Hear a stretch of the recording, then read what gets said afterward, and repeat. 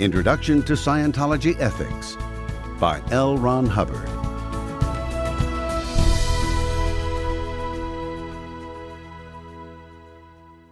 Chapter 1. The Basics of Ethics. Throughout the ages, man has struggled with the subjects of right and wrong and ethics and justice. The dictionary defines ethics as the study of the general nature of morals and of the specific moral choices to be made by the individual in his relationship with others. The same dictionary defines justice as conformity to moral right or to reason, truth or fact, or the administration of law. As you can see, these terms have become confused. All philosophies from time immemorial have involved themselves with these subjects, and they never solved them. That they have been solved in Dianetics and Scientology is a breakthrough of magnitude. The solution lay first in their separation. From there, it could go forward to a workable technology for each. Ethics consists simply of the actions an individual takes on himself. It is a personal thing. When one is ethical or has his ethics in, it is by his own determinism and is done by himself. Justice is the action taken on the individual by the group when he fails to take these actions himself. History. These subjects are actually the basis of all philosophy. But in any study of the history of philosophy, it is plain that they have puzzled philosophers for a long time. The early Greek followers of Pythagoras, Greek philosopher of the 6th century BC, tried to apply their mathematical theories to the subject of human conduct and ethics. Sometime later, Socrates, Greek philosopher and teacher 470 to 399 BC, tackled the subject. He demonstrated that all those who were claiming to show people how to live were unable to defend their views or even define the terms they were using. He argued that we must know what courage and justice, law and government are before we can be brave or good citizens or just or good rulers. This was fine, but he then refused to provide definitions. He said that all sin was ignorance, but did not take the necessary actions to rid man of his ignorance. Socrates' pupil Plato, Greek philosopher 427 to 347 BC, adhered to his master's theories, but insisted that these definitions could only be defined by pure reason. This meant that one had to isolate oneself from life in some ivory tower and figure it all out. Not very useful to the man in the street. Aristotle, Greek philosopher 384 to 322 BC, also got involved with ethics. He explained unethical behavior by saying that man's rationality became overruled by his desire. This chain continued down the ages. Philosopher after philosopher tried to resolve the subjects of ethics and justice. Unfortunately, until now there has been no workable solution, as evidenced by the declining ethical level of society. So you see, it is no small breakthrough that has been made in this subject. We have defined the terms which Socrates omitted to do, and we have a workable technology that anyone can use to help get himself out of the mud. The natural laws behind this subject have been found and made available for all to use. Ethics. Ethics is so native to the individual that when it goes off the rails, he will always seek to overcome his own lack of ethics. He knows he has an ethics blind spot the moment he develops it. At that moment, he starts trying to put ethics in on himself, and to the degree that he can envision long-term survival concepts, he may be successful, even though lacking the actual tech of ethics. All too often, however, the bank is triggered by an out-ethics situation, and if the individual has no tech with which to handle it analytically, his handling is to mock up motivators. In other words, he tends to believe or pretend that something was done to him that prompted or justified his out-ethics action, and at that point, he starts downhill. It is not his attempt to get his ethics in that does him in. It is the automaticity of the bank which kicks in on him and his use of a bank mechanism at this point which sends him down the chute. When that happens, nobody puts him down the chute harder, really, than he does himself. And once on the way down, without the basic technology of ethics, he has no way of climbing back up the chute. He just caves himself in directly and deliberately. And even though he has a lot of complexities in his life, and he has other people doing him in, It all starts with his lack of knowledge of the technology of ethics. This basically is one of the primary tools he uses to dig himself out. Basic nature of man. No matter how criminal an individual is, he will be trying, one way or another, to put ethics in on himself. This explains why Hitler invited the world to destroy Germany. He had the whole war won before September 1939, before he declared war. The Allies were giving him everything he wanted. He had one of the finest intelligence organizations that ever walked. He had Germany well on the way to getting her colonies back, and the idiot declared war. And he just caved himself and Germany right in. His brilliance was going at a mad rate in one direction, and his native sense of ethics was causing him to cave himself in at a mad rate in the other direction. The individual who lacks any ethics technology is unable to put in ethics on himself and restrain himself from contra-survival actions, so he caves himself in. And the individual is not going to come alive unless he gets hold of the basic tech of ethics and applies it to himself and others. He may find it a little unpalatable at first, but when you're dying of malaria, you don't usually complain about the taste of the quinine. You may not like it, but you sure drink it. Justice. When the individual fails to put in his own ethics, the group takes action against him, and this is called justice. I have found that man cannot be trusted with justice. The truth is, man cannot really be trusted with punishment. With it, he does not really seek discipline. He wreaks injustice. He dramatizes his inability to get his own ethics in by trying to get others to get their ethics in. I invite you to examine what laughingly passes for justice in our current society. Many governments are so touchy about their divine rightness in judicial matters that you hardly open your mouth before they burst into uncontrolled violence. Getting into police hands is a catastrophe in its own right in many places, even when one is merely the plaintiff, much less the accused. Thus, social disturbance is at maximum in such areas. When the tech of ethics isn't known, justice becomes an end-all in itself, and that just degenerates into a sadism. Governments, because they don't understand ethics, have ethics committees, but these are all worded in the framework of justice. They are even violating the derivation of the word ethics. They write justice over into ethics continuously with medical ethics committees, psychological ethics committees, congressional committees, etc. These are all on the basis of justice because they don't really know what ethics is. They call it ethics, but they initiate justice actions, and they punish people and make it harder for them to get their own ethics in. Proper justice is expected and has definite use. When a state of discipline does not exist, the whole group caves in. It has been noted continually that the failure of a group began with a lack of or loss of discipline. Without it, the group and its members die.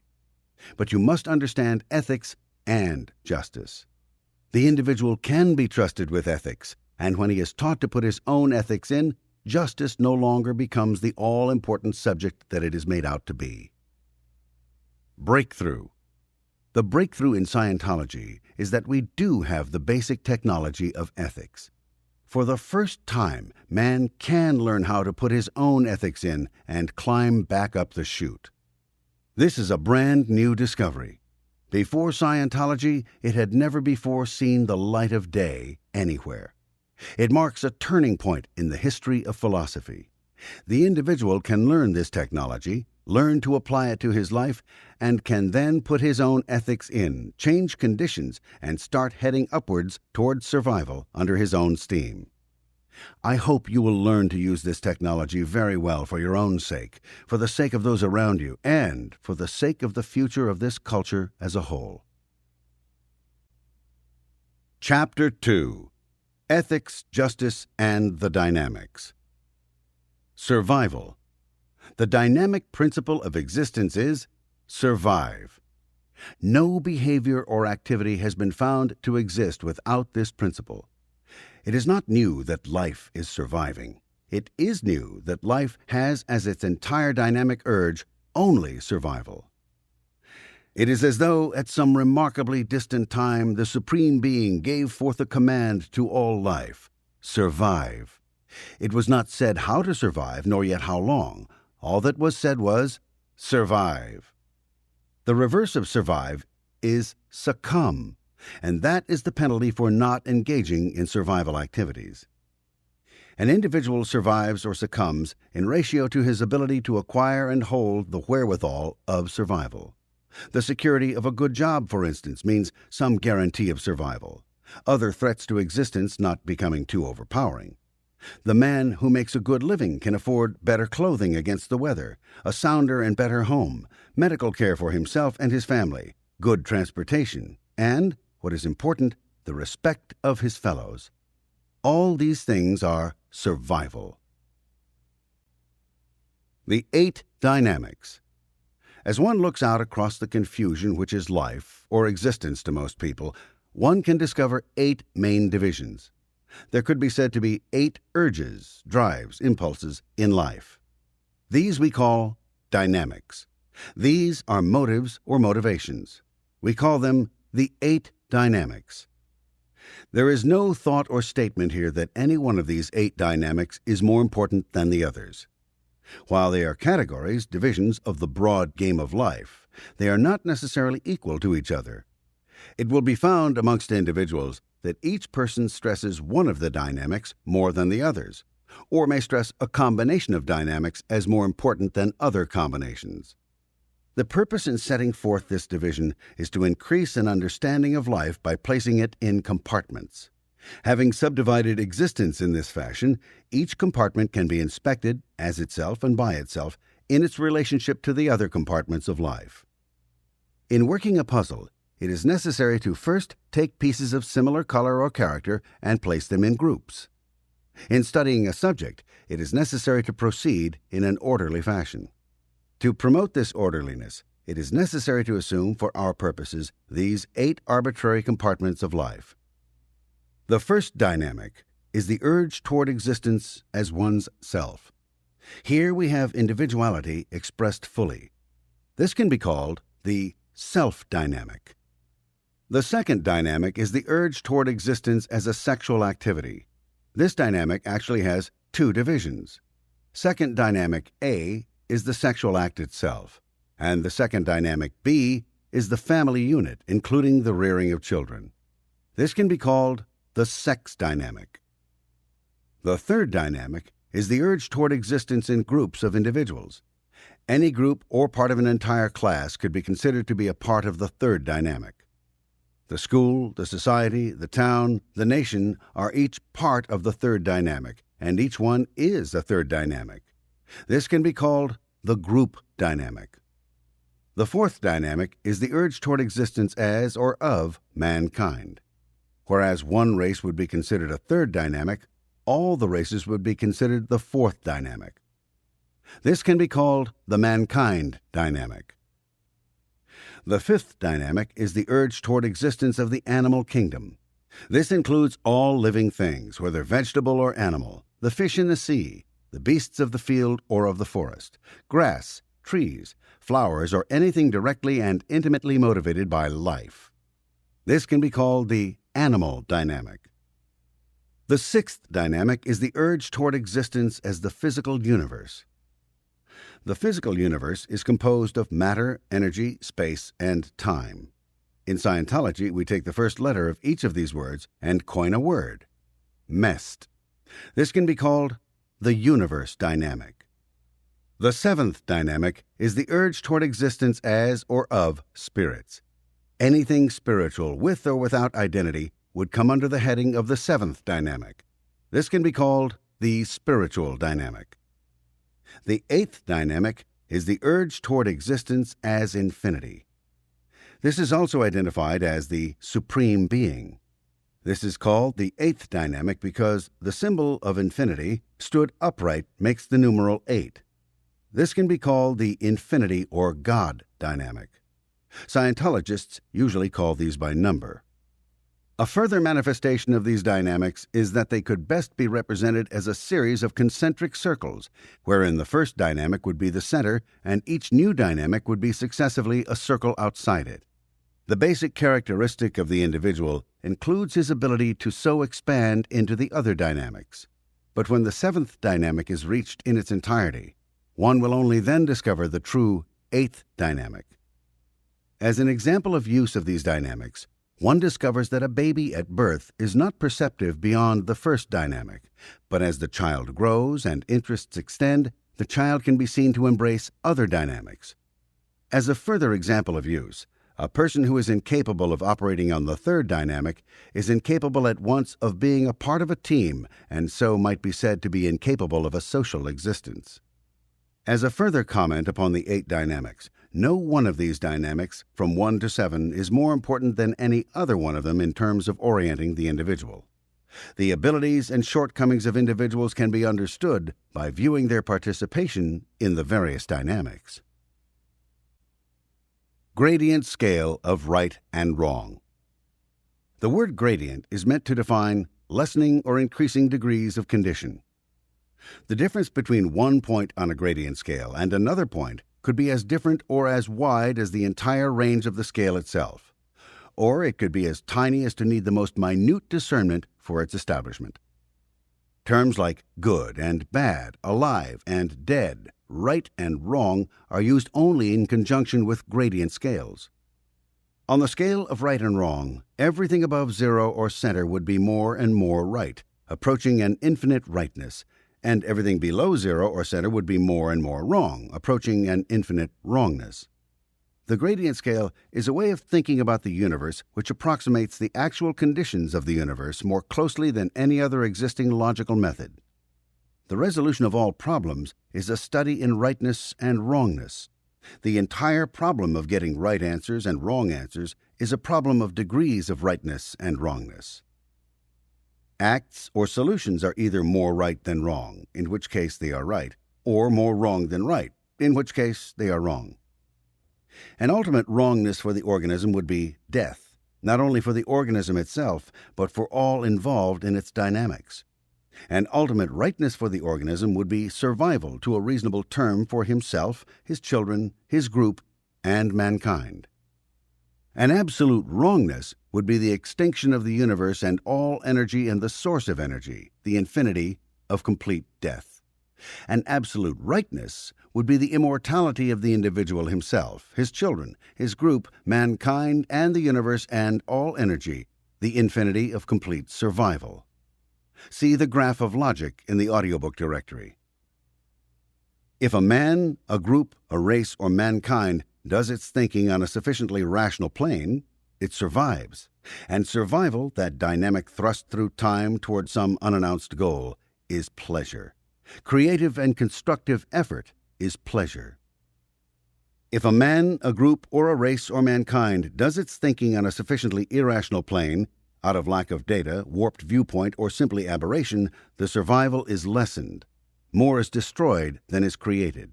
That is pain. That is the route toward death. That is evil. Logic is not good or bad in itself. It is the name of a computation procedure, the procedure of the mind in its effort to attain solutions to problems. Ethics, justice, and the dynamics. Every being has an infinite ability to survive. How well he accomplishes this is dependent on how well he uses ethics on his dynamics. Ethics tech exists for the individual. It exists to give the individual a way to increase his survival and thus free himself from the dwindling spiral of the current culture. Ethics. The whole subject of ethics is one which, with the society in its current state, has become almost lost. Ethics actually consists of rationality toward the highest level of survival for the individual, the future race, the group, mankind, and the other dynamics taken up collectively. Ethics are reason. Man's greatest weapon is his reason. The highest ethic level would be long-term survival concepts with minimal destruction along all of the dynamics. An optimum solution to any problem would be that solution which brought the greatest benefits to the greatest number of dynamics. The poorest solution would be that solution which brought the greatest harm to the most number of dynamics. Activities which brought minimal survival to a lesser number of dynamics and damaged the survival of a greater number of dynamics could not be considered rational activities. One of the reasons that this society is dying and so forth is that it's gone too far out ethics. Reasonable conduct and optimum solutions have ceased to be used to such an extent that the society is on the way out. By out ethics, we mean an action or situation in which an individual is involved, or something the individual does, which is contrary to the ideals, best interests, and survival of his dynamics. For a man to develop a weapon capable of destroying all life on this planet, as has been done with atomic weapons and certain drugs designed by the U.S. Army, and place it in the hands of the criminally insane politicians is obviously not a survival act. For the government to actively invite and create inflation to a point where a depression is a real threat to the individuals of this society is a non-survival action, to say the least. This gets so batty that in one of the South Pacific societies, infanticide became a ruling passion. There was a limited supply of food, and they wanted to keep down the birth rate. They began using abortion, and if this didn't work, they killed the children. Their second dynamic folded up. That society has almost disappeared. These are acts calculated to be destructive and harmful to the survival of the people of the society. Ethics are the actions an individual takes on himself in order to accomplish optimum survival for himself and others on all dynamics. Ethical actions are survival actions. Without a use of ethics, we will not survive. We know that the dynamic principle of existence is survive. At first glance, that may seem too basic. It may seem too simple. When one thinks of survival, one is apt to make the error of thinking in terms of barest necessity. That is not survival. Survival is a graduated scale with infinity or immortality at the top and death and pain at the bottom. Good and evil, right and wrong. Years ago, I discovered and proved that man is basically good. This means that the basic personality and the basic intentions of the individual toward himself and others are good. When a person finds himself committing too many harmful acts against the dynamics, he becomes his own executioner. This gives us the proof that man is basically good. When he finds himself committing too many evils, then, causatively, unconsciously or unwittingly, man puts ethics in on himself by destroying himself, and he does himself in without assistance from anybody else. This is why the criminal leaves clues on the scene, why people develop strange incapacitating illnesses, and why they cause themselves accidents and even decide to have an accident. When they violate their own ethics, they begin to decay. They do this all on their own without anybody else doing anything. The criminal who leaves clues behind is doing so in hopes that someone will come along to stop him from continuing to harm others. He is basically good and does not want to harm others. And in the absence of an ability to stop himself outright, he attempts to put ethics in on himself by getting thrown in prison where he will no longer be able to commit crimes. Similarly, the person who incapacitates himself with illness or gets himself in an accident is putting ethics in on himself by lessening his ability to harm and maybe even by totally removing himself from the environment that he has been harming. When he has evil intentions, when he is being intentionally evil, he still has an urge to also stop himself. He seeks to suppress them, and when he cannot do so directly, he does so indirectly. Evil, illness, and decay often go hand in hand. Man is basically good. He is basically well-intentioned. He does not want to harm himself or others. When an individual does harm the dynamics, he will destroy himself in an effort to save those dynamics. This can be proven and has been proven in innumerable cases. It is this fact which evidences that man is basically good. On this basis, we have the concepts of right and wrong. When we speak of ethics, we are talking about right and wrong conduct. We are talking about good and evil. Good can be considered to be any constructive survival action. It happens that no construction can take place without some small destruction, just as the tenement must be torn down to make room for the new apartment building. To be good, something must contribute to the individual, to his family, his children, his group, mankind, or life. To be good, a thing must contain construction which outweighs the destruction it contains. A new cure which saves 100 lives and kills one is an acceptable cure. Good is survival. Good is being more right than one is wrong. Good is being more successful than one is unsuccessful along constructive lines.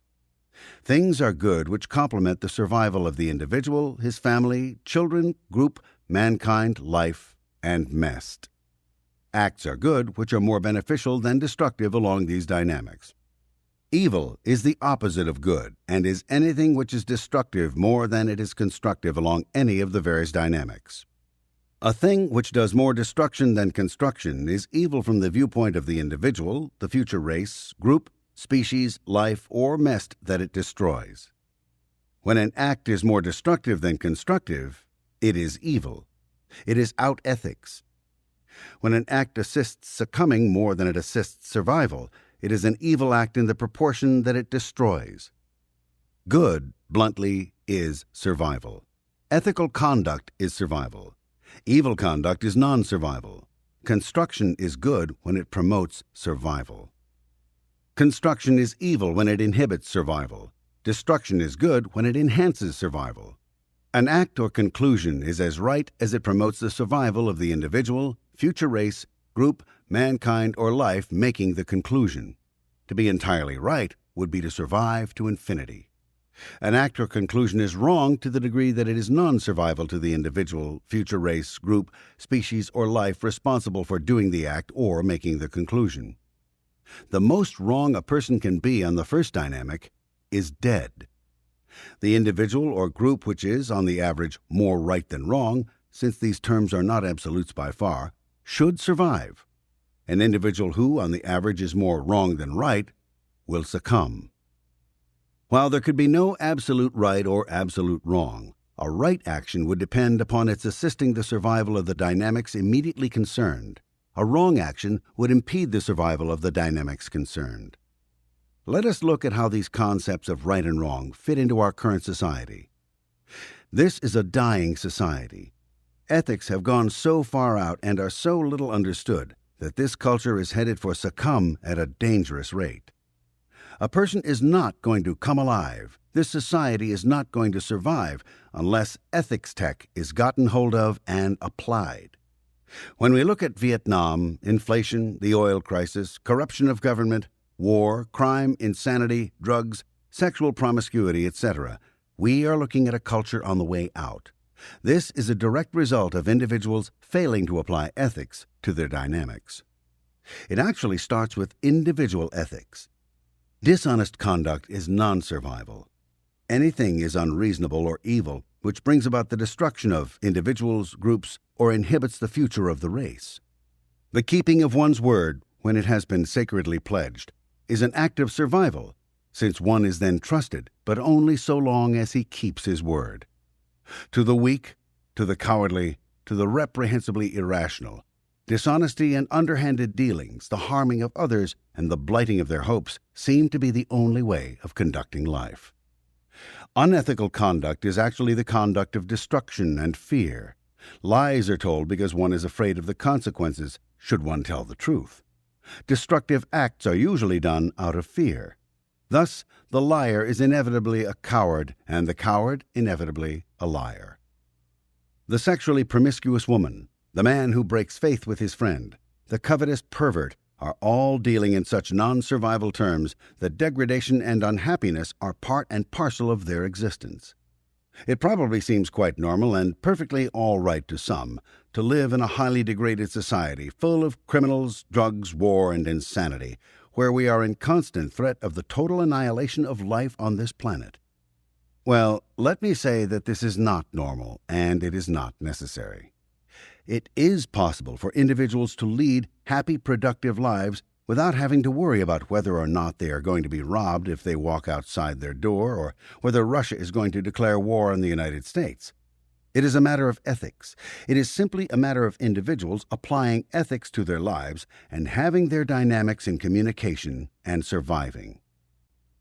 Morals. Now we have ethics as survival. But what of such things as morals, ideals, love? Don't these things go above mere survival? No, they do not. Romantic novels and television teach us that the hero always wins and that good always triumphs. but it appears that the hero doesn't always win, and that good does not always triumph. On a shorter view, we can see villainy triumphing all about us. The truth of the matter is that the villainy is sooner or later going to lose. One cannot go through life victimizing one's fellow beings and wind up anything but trapped, the victim himself. However, one doesn't observe this in the common course of life. One sees the villains succeeding everywhere, evidently amassing money, cutting their brother's throat, receiving the fruits of the courts, and coming to rule over men. Without looking at the final consequence of this, which is there just as certainly as the sun rises and sets, one begins to believe that evil triumphs, whereas one has been taught that only good triumphs. This can cause the person himself to have a failure and can actually cause his downfall. As for ideals, as for honesty, as for one's love of one's fellow man, one cannot find good survival for one or for many where these things are absent. The criminal does not survive well. The average criminal spends the majority of his adult years caged like some wild beast and guarded from escape by the guns of good marksmen.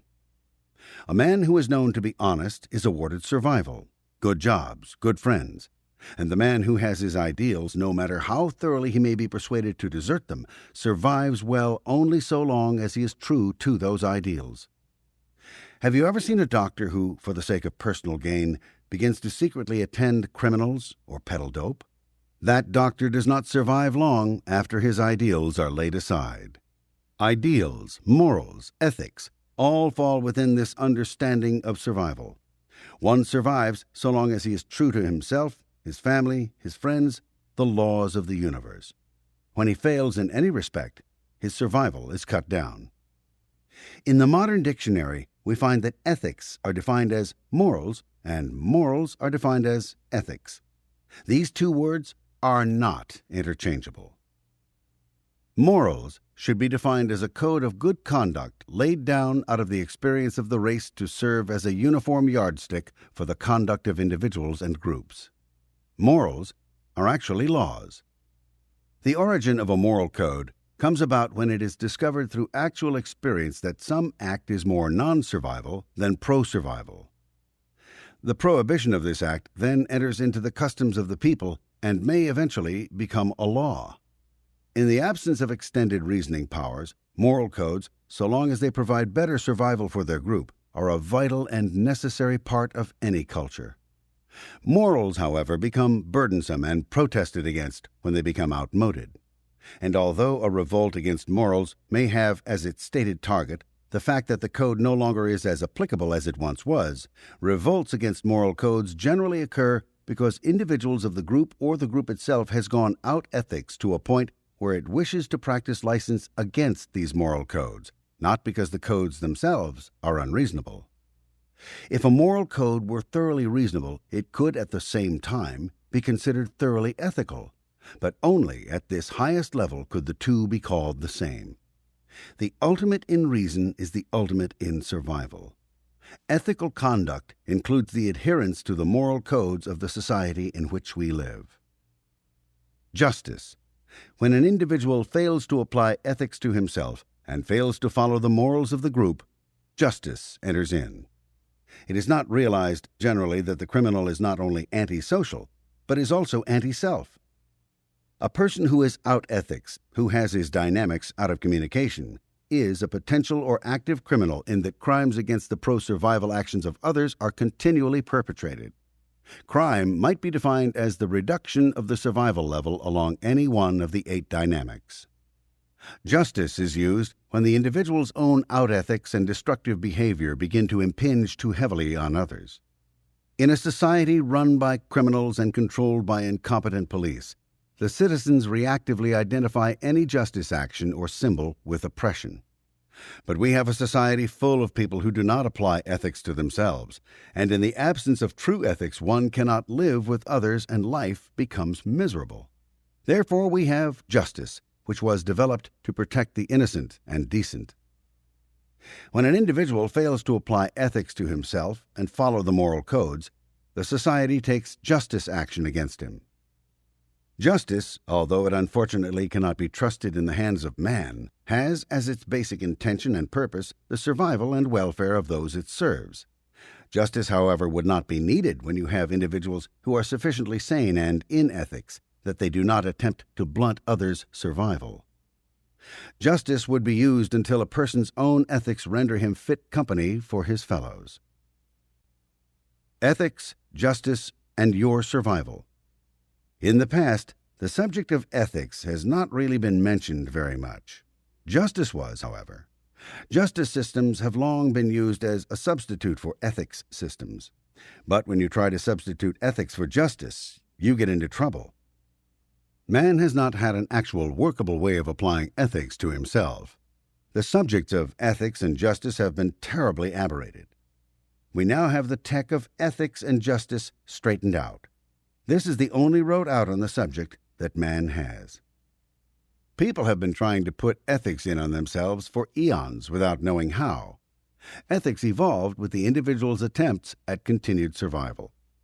When a person does something which is out ethics, harms his and others' survival, he tries to right this wrong. Usually he just winds up caving himself in. Caved in means mental and/or physical collapse to the extent that the individual cannot function causatively. They cave themselves in because, in an effort to restrain themselves and stop themselves from committing more harmful acts, they start withdrawing and withholding themselves from the area they have harmed. A person who does this becomes less and less able to influence his dynamics, and thus becomes a victim of them. It is noted here that one must have done to other dynamics those things which other dynamics now seem to have the power to do to him. Therefore, he is in a position to be injured, and he loses control. He can become, in fact, a zero of influence and a vacuum for trouble. This comes about because the person does not have the basic tech of ethics. It has never been explained to him. No one ever told him how he could get out of the hole he's gotten himself into. This tech has remained utterly unknown. So he has gone down the chute. Ethics is one of the primary tools a person uses to dig himself out with. Whether he knows how to or not, every person will try to dig himself out. It doesn't matter who he is or what he's done, he is going to be trying to put ethics in on himself one way or the other. Even with Hitler and Napoleon, there were attempts at self-restraint. It's interesting in looking at the lives of these people how thoroughly they worked at self-destruction. The self-destruction is their attempt at applying ethics to themselves. They worked at this self-destruction on several dynamics. They can't put ethics in on themselves. They can't restrain themselves from doing these harmful acts, so they punish themselves. They realize they are criminals and cave themselves in. All beings are basically good and are attempting to survive as best they can. They are attempting to put ethics in on their dynamics. Ethics and justice were developed and exist to aid an individual in his urge towards survival. They exist to keep the dynamics in communication. The tech of ethics is the actual tech of survival. An individual's dynamics will be in communication to the degree that he is applying ethics to his life. If one knows and applies ethics tech to his life, he can keep the dynamics in communication and continuously increase his survival. That is why ethics exists, so that we can survive like we want to survive by having our dynamics in communication. Ethics are not to be confused with justice. Justice is used only after a failure of the individual to use ethics on himself. With personal ethics in across the dynamics, third dynamic justice disappears as a primary concern. That's where you get a world without crime. A man who steals from his employer has his third dynamic out of communication with his first dynamic. He is headed for a prison sentence or unemployment at best, which is not what one would call optimum survival on the first and second dynamic, not to mention the rest of them. He probably believes he is enhancing his survival by stealing, yet if he knew the tech of ethics, he would realize he is harming himself as well as others and will only end up further down the chute. The man who lies, the woman who cheats on her husband, the teenager who takes drugs, the politician who is involved in dishonest dealings, all are cutting their own throats. They are harming their own survival by having their dynamics out of communication and not applying ethics to their lives. It may come as a surprise to you, but a clean heart and clean hands are the only way to achieve happiness and survival. The criminal will never make it unless he reforms. The liar will never be happy or satisfied with himself until he begins dealing in truth. The optimum solution to any problem presented by life would be that which leads to increased survival on the majority of the dynamics. Thus we see that a knowledge of ethics is necessary to survival. The knowledge and application of ethics is the way out of the trap of degradation and pain. We can, each and every one of us, achieve happiness and optimum survival for ourselves and others by using ethics tech. What happens if the dynamics go out ethics? It is important to remember that these dynamics comprise life. They do not operate singly without interaction with the other dynamics. Life is a group effort. None survive alone. If one dynamic goes out ethics, it goes out of communication with, to a greater or lesser degree, the other dynamics. In order to remain in communication, the dynamics must remain in ethics. Let us take the example of a woman who has totally withdrawn from the third dynamic. She won't have anything to do with any groups or the people of her town. She has no friends. She stays locked in her house all day, thinking, with some misguided idea of independence or individuality, that she is surviving better on her first dynamic. Actually, she is quite unhappy and lonely, and lives in fear of other human beings. To ease her misery and boredom, she begins to take sedatives and tranquilizers, which she becomes addicted to, and then starts drinking alcohol as well. She is busy solving her dilemma with further destructive actions. You can see how she has driven her first, second, and third dynamics out of communication. She is actively destroying her survival on her dynamics. These actions are out ethics in the extreme, and it would not be surprising if she eventually killed herself with the deadly combination of sedatives and alcohol. Or let us take the man who is committing destructive acts on the job. These acts need not be large. They can be as simple as showing up late for work, not doing as professional a job on each product as he is capable of, damaging equipment, or hiding things from his employer. He does not have to be overtly engaged in the total destruction of the company to know that he is committing harmful acts. Now this man finds himself sliding more and more out ethics as time goes along. He feels he must hide more and more, and he does not know how to stop this downward spiral. Very likely it never even occurred to him that he could stop it. He is lacking the tech of ethics. He probably doesn't realize that his actions are driving his dynamics out of communication. This may affect his other dynamics in various ways. He will probably be a bit miserable, and since he is basically good, he will feel guilt. He goes home at night, and his wife says cheerily, "How was your day?" And he cringes a little and feels worse. He starts drinking to numb the misery. He is out of communication with his family. He is out of communication on his job. His performance at work worsens. He begins to neglect himself and his belongings. He no longer gets joy out of life. His happy and satisfying life slips away from him. Because he does not know and apply ethics tech to his life and his dynamics, the situation goes quite out of his control. He has unwittingly become the effect of his own out ethics. Unless he gets his life straightened out by using ethics, he will undoubtedly die a miserable man. Now I ask you, what kind of life is that? Unfortunately, it is all too common in our current times. A person cannot go out ethics on a dynamic without it having disastrous consequences on his other dynamics. It is really quite tragic, the tragedy being compounded by the fact that it is so unnecessary. If man only knew the simple tech of ethics, he could achieve for himself the self-respect, personal satisfaction, and success that he only believes himself capable of dreaming of, not attaining. Man is seeking survival. Survival is measured in pleasure. That means, to most men, happiness, self-respect, the personal satisfaction of a job well done, and success. A man may have money, he may have a lot of personal belongings, etc., but he will not be happy unless he actually has his ethics in and knows he came by these things honestly. These rich political and financial criminals are not happy. They may be envied by the common man for their wealth, but they are very unhappy people who more often than not come to grief eventually through drug or alcohol addiction, suicide, or some other means of self-destruction. Let us look at the all-too-common current occurrence of out-ethics on the second dynamic. This is generally thought to be perfectly acceptable behavior. It is easy to see how second dynamic out-ethics affects the other dynamics.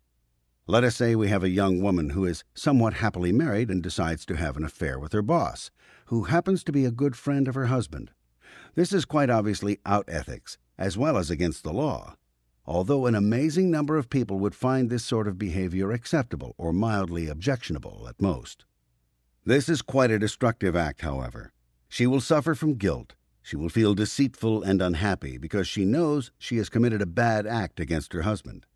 Her relationship with him will certainly suffer, and since her boss is experiencing much the same thing in his home, she and her boss will begin to feel bad towards each other as they begin to target each other for their misfortune. Their dynamics end up quite messed up and out of communication. She will feel unhappy on her first dynamic as she has abandoned her own moral code. Her second dynamic will be out of communication, and she may even begin to find fault with and dislike her husband. The situation at work is strained as she is now out of communication with her boss and her fellow workers. Her boss has ruined his relationship and friendship with her husband. She is so embroiled in these three dynamics that they go totally out of communication with her fourth, fifth, and sixth dynamics. This is all the result of ethics going out on a single dynamic. The repercussions spread insidiously to all the dynamics.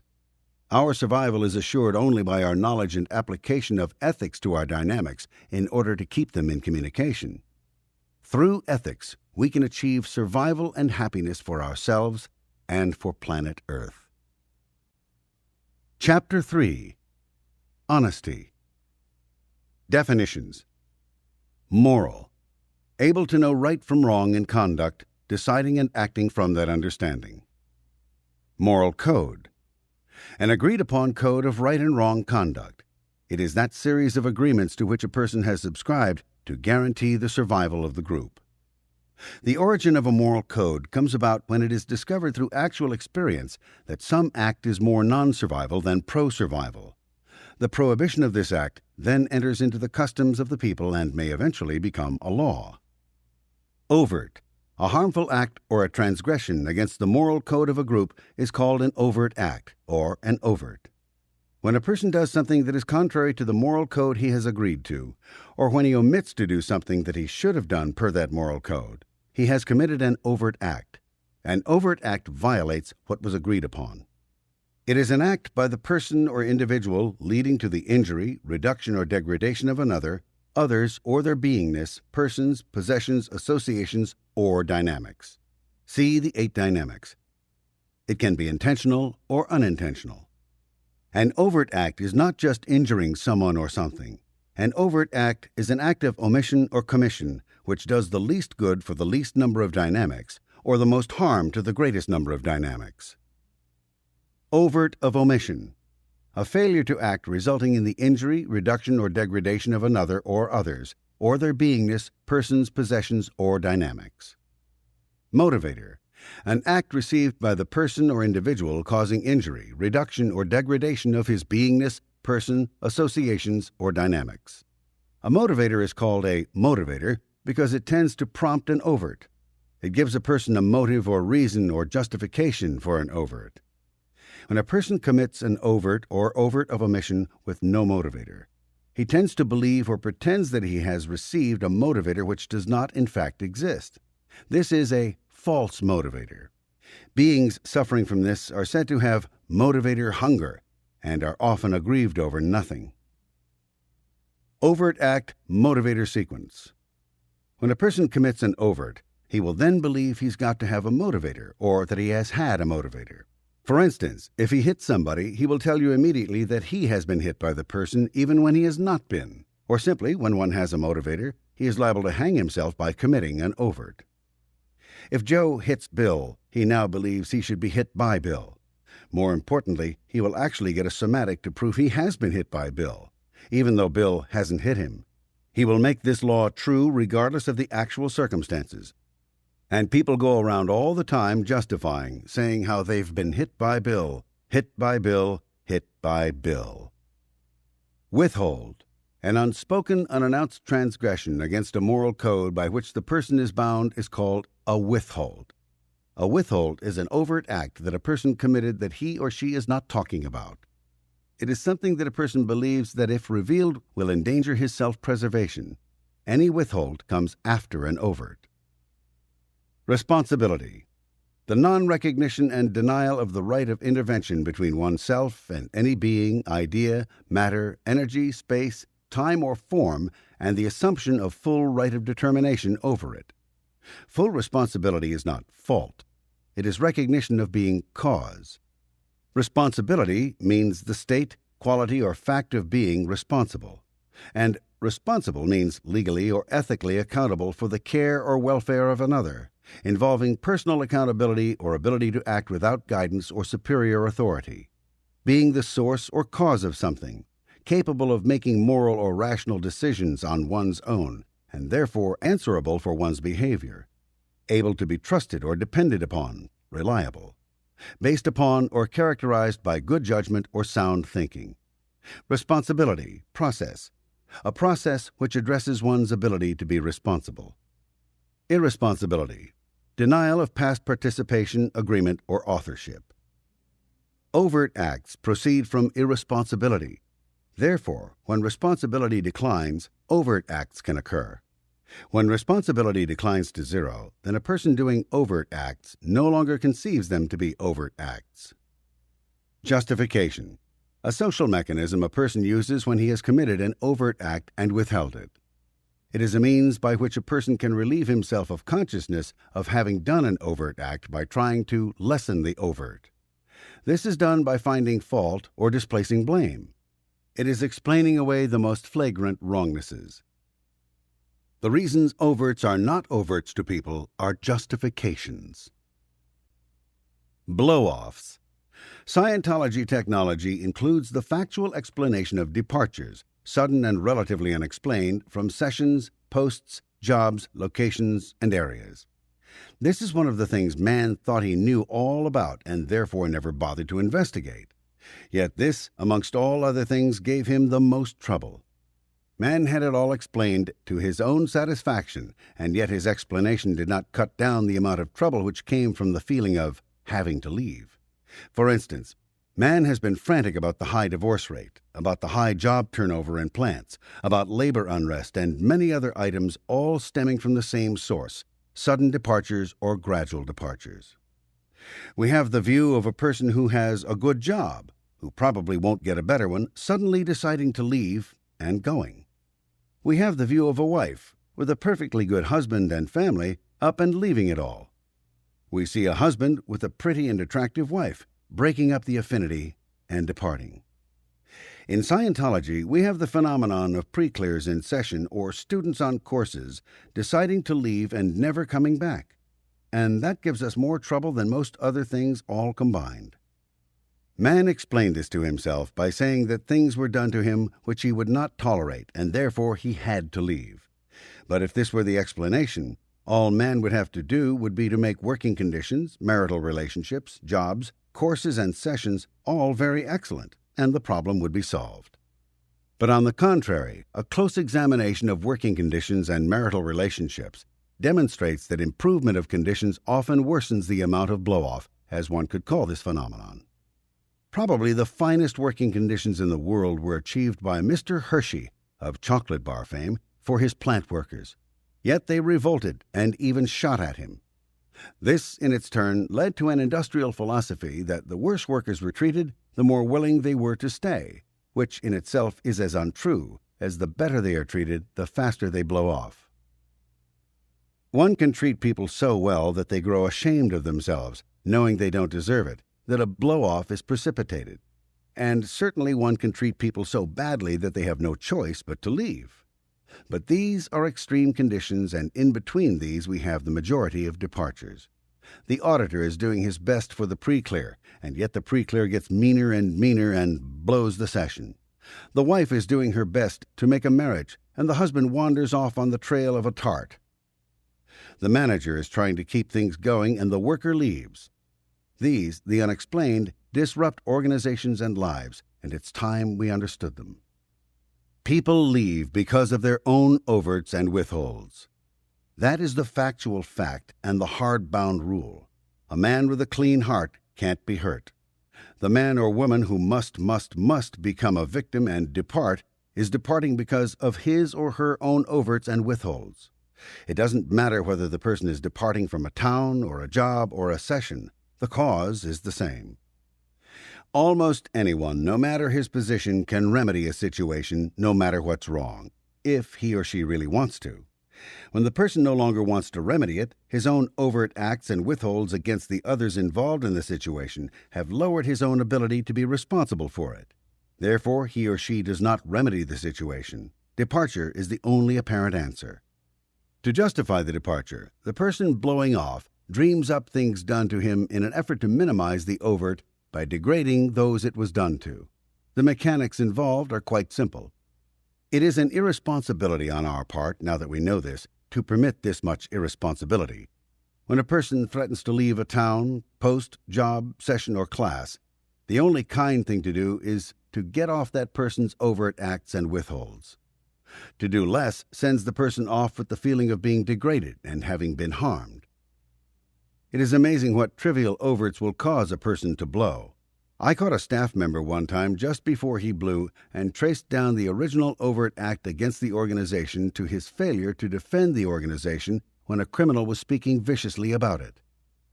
This failure to defend accumulated to itself more and more overts and withholds, such as failing to relay messages, failure to complete an assignment, until it finally utterly degraded the person into stealing something of no value. This theft caused the person to believe he had better leave. It is a rather noble commentary on man that when a person finds himself, as he believes, incapable of restraining himself from injuring a benefactor, he will defend the benefactor by leaving. This is the real source of the blow-off. If we were to better a person's working conditions in this light, we would see that we have simply magnified his overt acts and made it a certain fact that he would leave. If we punish, we can bring the value of the benefactor down a bit, and thus lessen the value of the overt. But improvement and punishment are, neither one, answers. The answer lies in Scientology and processing the person up to a high enough responsibility to take a job or a position and carry it out without all this weird hocus-pocus of, I've got to say you are doing things to me so I can leave and protect you from all the bad things I am doing to you. That's the way it is, and it doesn't make sense not to do something about it now that we know. Before a person may draw his last paycheck from an organization he is leaving of his own volition, he must write down all his overts and withholds against the organization and its related personnel and have these checked out on an e-meter. Today, policy requires that staff receive a leaving staff confessional before departing staff. To do less than this is cruelty itself. The person is blowing himself off with his own overts and withholds. If these are not removed, then anything the organization or its people do to him goes in like a javelin and leaves him with a dark area in his life and a rotten taste in his mouth. Further, he goes around spouting lies about the organization and its related personnel, and every lie he utters makes him just that much sicker. By permitting a blow-off without clearing it, we are degrading people. For I assure you, and with some sorrow, people have not often recovered from overts against Scientology, its organizations, and related persons. They don't recover because they know in their hearts, even while they lie, that they are wronging people who have done and are doing enormous amounts of good in the world and who definitely do not deserve libel and slander. Literally, it kills them, and if you don't believe it, I can show you the long death list. The only evil thing we are doing is to be good, if that makes sense to you. For by being good, things done to us out of carelessness or viciousness are all out of proportion to the evil done to others. This often applies to people who are not Scientologists. I had an electrician who robbed HCO of money with false bills and bad workmanship. One day, he woke up to the fact that the organization he was robbing was helping people everywhere, far beyond his ability to ever help anyone. Within a few weeks, he contracted TB and was dying in a London hospital. Nobody took off the overts and withholds when he left, and it was actually killing him, a fact which is no fancy on my part. There is something a little terrifying in this sometimes. I once told a bill collector what and who we were and that he had wronged a good person. And a half hour later, he threw 100 grains of veronal down his throat and was lugged off to the hospital. A suicide. This campaign is aimed straightly at cases and getting people cleared. It is aimed at preserving staffs and the lives of persons who believe they have failed us. Uneasy lies the head that has a bad conscience. Clean it up and run responsibility on it, and you have another better person. And if anybody feels like leaving, just examine the record and sit down and list everything done to and withheld from me and the organization and send it along. We'll save a lot of people that way.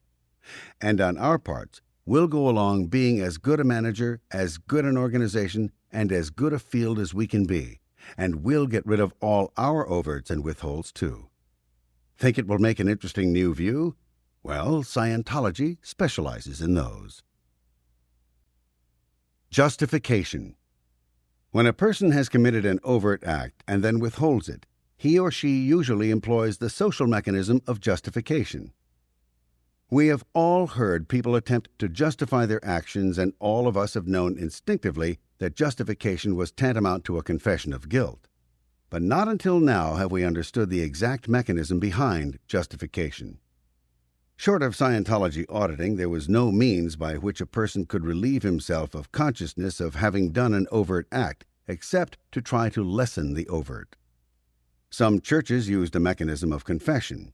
This was a limited effort to relieve a person of the pressure of his overt acts.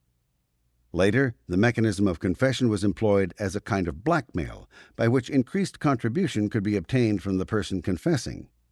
Factually, this is a limited mechanism to such an extent that it can be extremely dangerous. Religious confession does not carry with it any real stress of responsibility for the individual, but, on the contrary, seeks to lay responsibility at the door of the divinity, a sort of blasphemy in itself. Confession, to be non-dangerous and effective, must be accompanied by a full acceptance of responsibility. All overt acts are the product of irresponsibility on one or more of the dynamics. Withholds are a sort of overt act in themselves, but have a different source. Oddly enough, we have just proven conclusively that man is basically good, a fact which flies in the teeth of old religious beliefs that man is basically evil. Man is good to such an extent that when he realizes he is being very dangerous and in error, he seeks to minimize his power. And if that doesn't work and he still finds himself committing overt acts, he then seeks to dispose of himself either by leaving or by getting caught and executed. Without this computation, police would be powerless to detect crime. The criminal always assists himself to be caught. Why police punish the caught criminal is the mystery. The caught criminal wants to be rendered less harmful to the society and wants rehabilitation. Well, if this is true, then why does he not unburden himself? The fact is this: unburdening is considered by him an overt act. People withhold overt acts because they conceive that telling them would be another overt act. It is as if Thetans were trying to absorb and hold out of sight all the evil of the world. This is wrong-headed. By withholding overt acts, these are kept afloat in the universe and are themselves, as withholds, entirely the cause of continued evil. Man is basically good, but he could not attain expression of this till now. Nobody but the individual could die for his own sins. To arrange things otherwise was to keep man in chains. In view of these mechanisms, when the burden became too great, man was driven into another mechanism, the effort to lessen the size and pressure of the overt. He or she could only do this by attempting to reduce the size and repute of the terminal. Hence, not isness.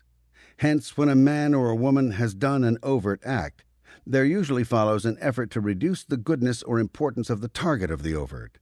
Hence, the husband who betrays his wife must then state that the wife was no good in some way. Thus, the wife who betrayed her husband had to reduce the husband to reduce the overt. This works on all dynamics. In this light, most criticism is justification of having done an overt. This does not say that all things are right and that no criticism anywhere is ever merited. Man is not happy. He is faced with total destruction unless we toughen up our postulates. And the overt act mechanism is simply a sordid game condition man has slipped into without knowing where he was going. So there are rightnesses and wrongnesses in conduct and society and life at large, but random carping 1.1 criticism, when not borne out in fact, is only an effort to reduce the size of the target of the overt so that one can live, he hopes, with the overt. Of course, to criticize unjustly and lower repute is itself an overt act, and so this mechanism is not, in fact, workable. Here we have the source of the dwindling spiral. One commits overt acts unwittingly. He seeks to justify them by finding fault or displacing blame. This leads him into further overts against the same terminals, which leads to a degradation of himself and sometimes those terminals. Scientologists have been completely right in objecting to the idea of punishment. Punishment is just another worsening of the overt sequence and degrades the punisher. But people who are guilty of overts demand punishment. They use it to help restrain themselves from, they hope, further violation of the dynamics. It is the victim who demands punishment, and it is a wrong-headed society that awards it. People get right down and beg to be executed. And when you don't oblige, the woman scorned is sweet-tempered by comparison. I ought to know. I have more people try to elect me an executioner than you would care to examine. And many a preclear who sits down in your PC chair for a session is there just to be executed. And when you insist on making such a PC better, why, you've had it. For they start on this desire for execution as a new overt chain and seek to justify it by telling people you're a bad auditor. When you hear scathing and brutal criticism of someone which sounds just a bit strained, know that you have your eye on overts against that criticized person, and next chance you get, pull the overts and remove just that much evil from the world. We have our hands here on the mechanism that makes this a crazy universe, so let's just go for broke on it and play it all the way out.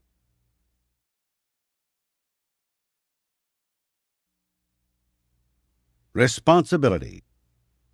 In order to make up one's mind to be responsible for things, it is necessary to get over the idea that one is being forced into responsibility. The power of choice is still senior to responsibility. What one does against his will operates as an overt act against oneself.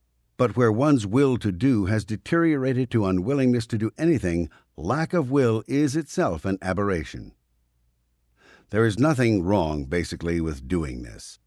But where one is doing something he is unwilling to do, aberration results. One does, in such a case, while unwilling to do. The result is doingness without responsibility.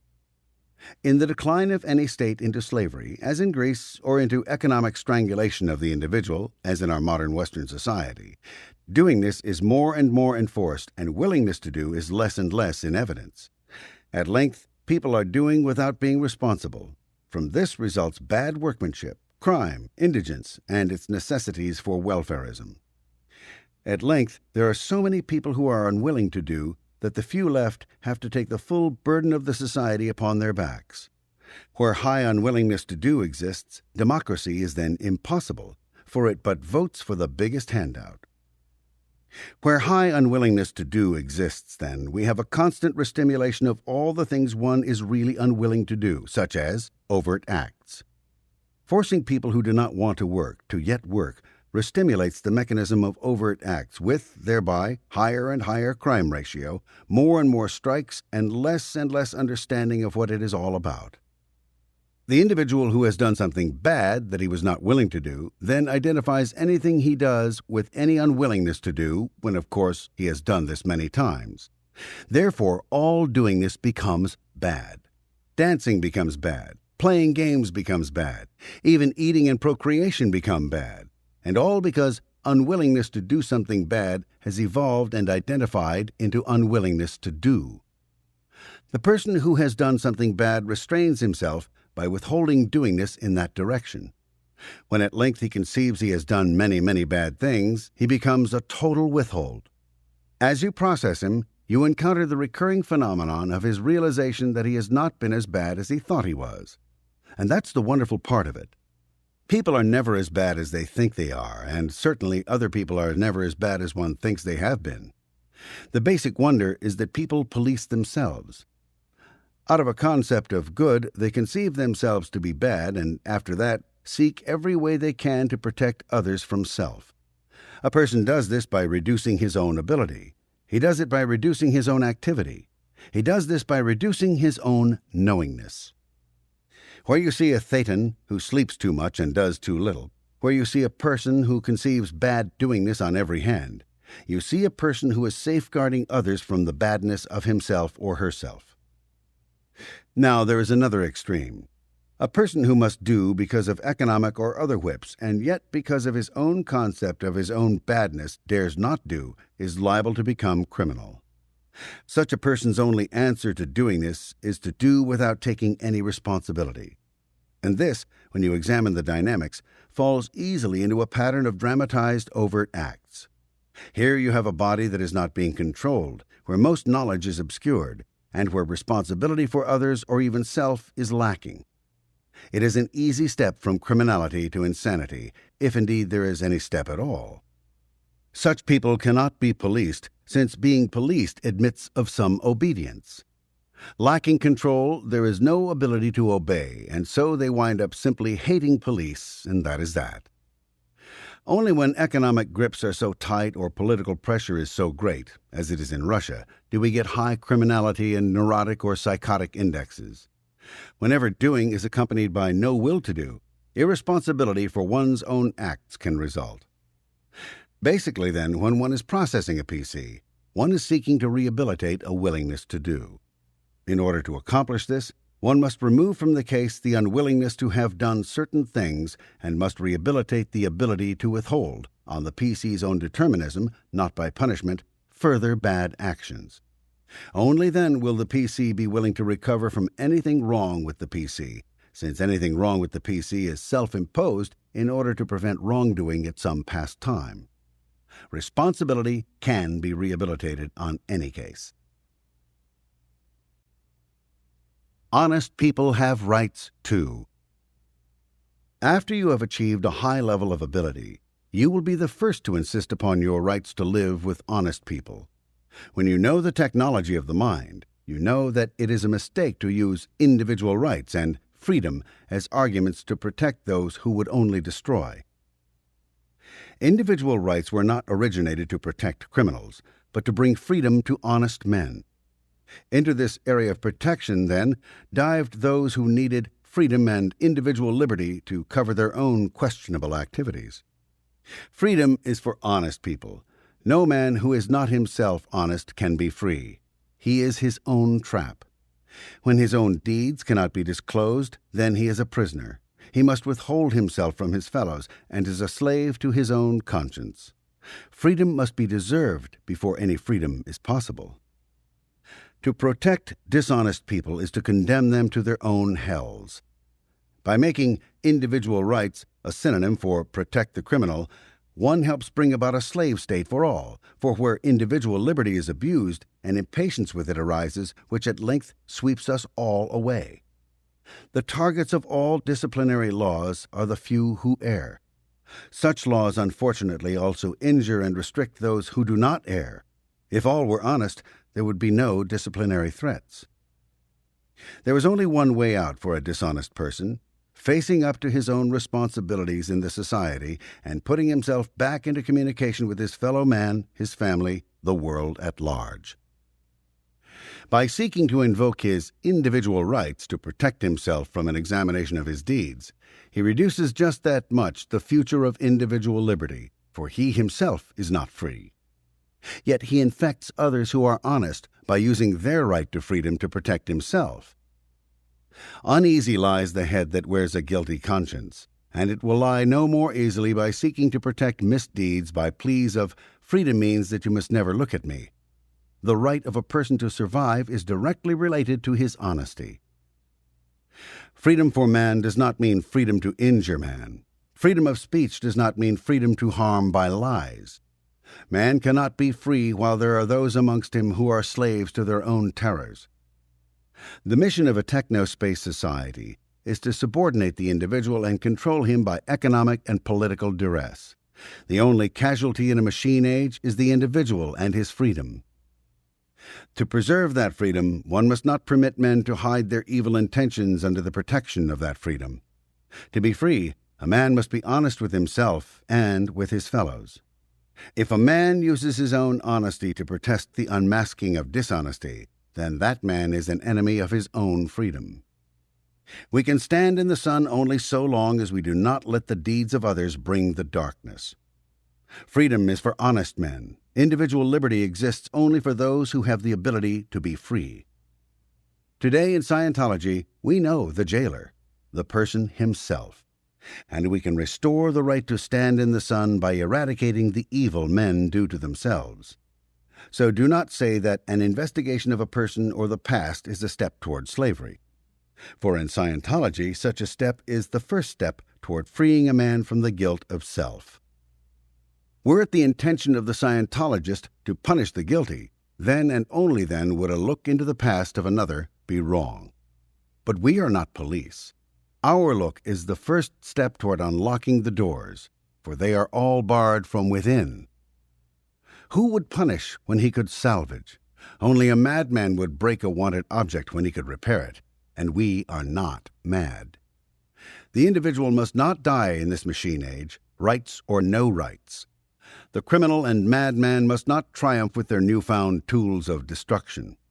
The least free person is the person who cannot reveal his own acts and who protests the revelation of the improper acts of others. On such people will be built a future political slavery, where we all have numbers and our guilt, unless we act. It is fascinating that blackmail and punishment are the keynotes of all dark operations. What would happen if these two commodities no longer existed? What would happen if all men were free enough to speak? Then and only then would you have freedom. On the day when we can fully trust each other, there will be peace on earth. Don't stand in the road of that freedom. Be free yourself. Clean hands make a happy life. For the first time in the soggy stream that's history to the human race, it's possible that happiness exists. This goal, repeated many times and sought so heavily, has been ungraspable as sun motes, unattainable as a loved one's sigh. What makes mankind, basically good beings all, such strangers far to happiness? The rich man geysers out his wealth, the poor man peers in every crack. But wealth buys naught and crevices are bare. The child hopes he will realize it when grown, and, grown, wishes he were happy as a child. We grasp it, but, like gossamer, it's not. We marry a most perfect girl or man, and then throughout our lives weep to make the other make us glad. Often sought but seldom found, there are no riches, gems, or palaces as valued as mere happiness. But listen, here is happiness, just at our fingertips, awaiting only magic words, "Start session," to begin its quest. But like we walk through rain toward a banquet hall, our happiness in processing is gained by passing through the phantom shadows of our sins. What has made all man a pauper in his happiness? Transgressions against the mores of his race, his group, his family. We care but little what these mores were or are. It was transgression did the trick. We agree to fixed moralities, and then, unthinking, we transgress, or with good cause offend, and there we are.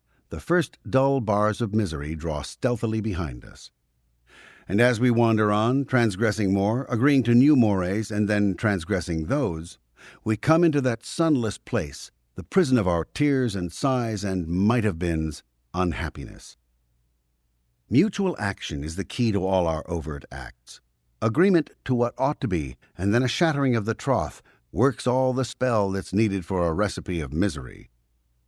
There must be pain, so we agreed, for pain restrains and warns, shuts off, forbids. But goodness now must then consist of bringing in no pain. Mutual motion is agreed. And then we disagree and part, and so are tied no more. Tied not, save back there in our minds with scars of broken faith.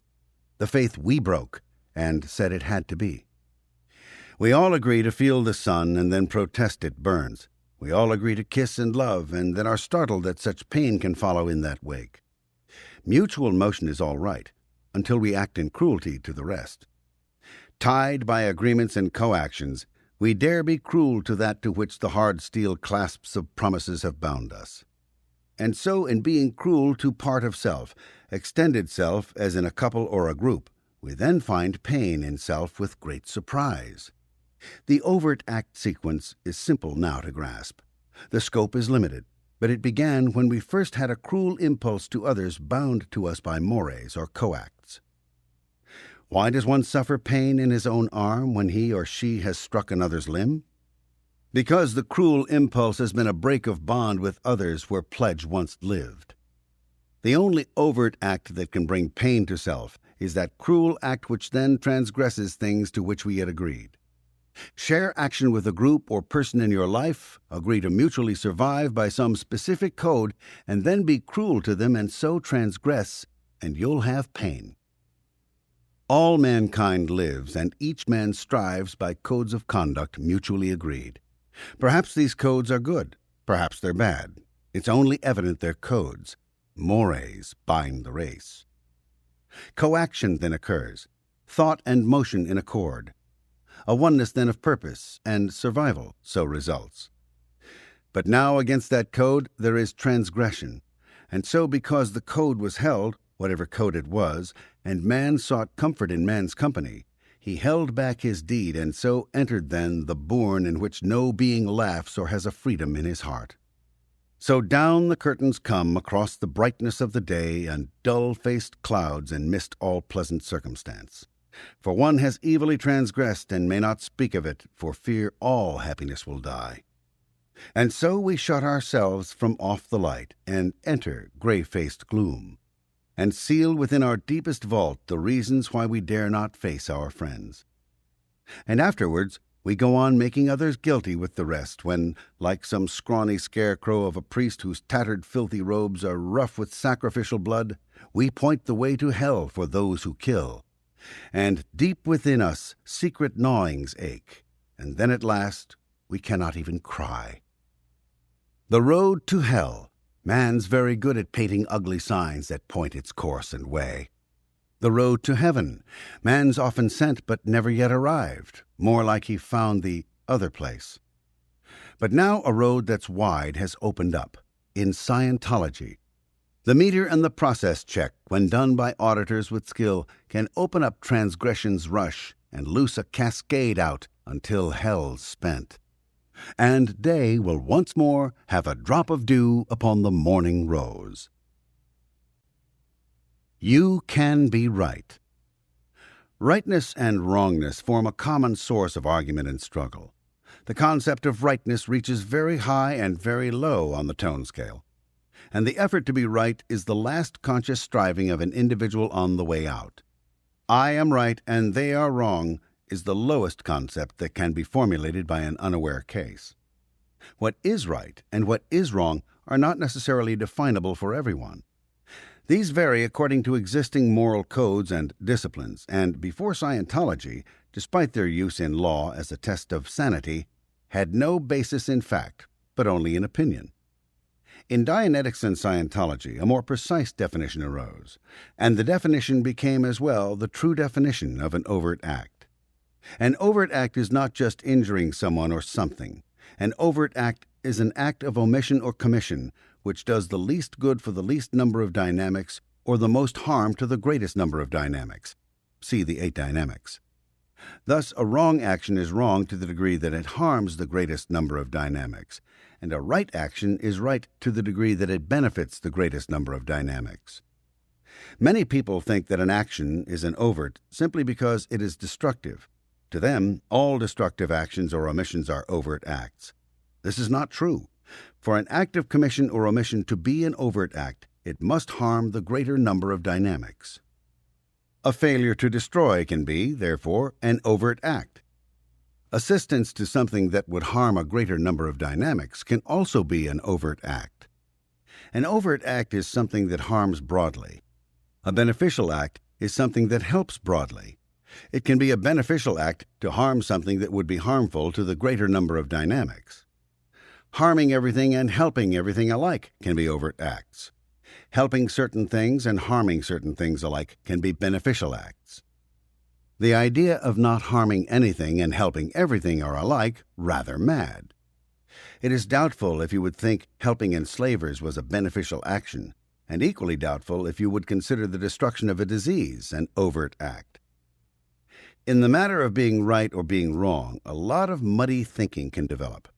There are no absolute rights or absolute wrongs, and being right does not consist of being unwilling to harm, and being wrong does not consist only of not harming. There is an irrationality about being right, which not only throws out the validity of the legal test of sanity, but also explains why some people do very wrong things and insist they are doing right. The answer lies in an impulse, inborn in everyone, to try to be right. This is an insistence which rapidly becomes divorced from right action, and it is accompanied by an effort to make others wrong, as we see in hypercritical cases. A being who is apparently unconscious is still being right and making others wrong. It is the last criticism. We have seen a defensive person explaining away the most flagrant wrongnesses. This is justification as well. Most explanations of conduct, no matter how far-fetched, seem perfectly right to the person making them, since he or she is only asserting self-rightness and other wrongness. We have long said that that which is not admired tends to persist. If no one admires a person for being right, then that person's brand of being right will persist, no matter how mad it sounds. Scientists who are aberrated cannot seem to get many theories. They do not because they are more interested in insisting on their own odd rightnesses than they are in finding truth. Thus we get strange scientific truths from men who should know better, including the late Einstein. Truth is built by those who have the breadth and balance to see also where they're wrong. You have heard some very absurd arguments out among the crowd. Realize that the speaker was more interested in asserting his or her own rightness than in being right. A Thetan tries to be right and fights being wrong. This is without regard to being right about something or to do actual right. It is an insistence which has no concern with the rightness of conduct. One tries to be right always, right down to the last spark. How, then, is one ever wrong? It is this way. One does a wrong action, accidentally or through oversight. The wrongness of the action or inaction is then in conflict with one's necessity to be right. So one then may continue and repeat the wrong action to prove it is right.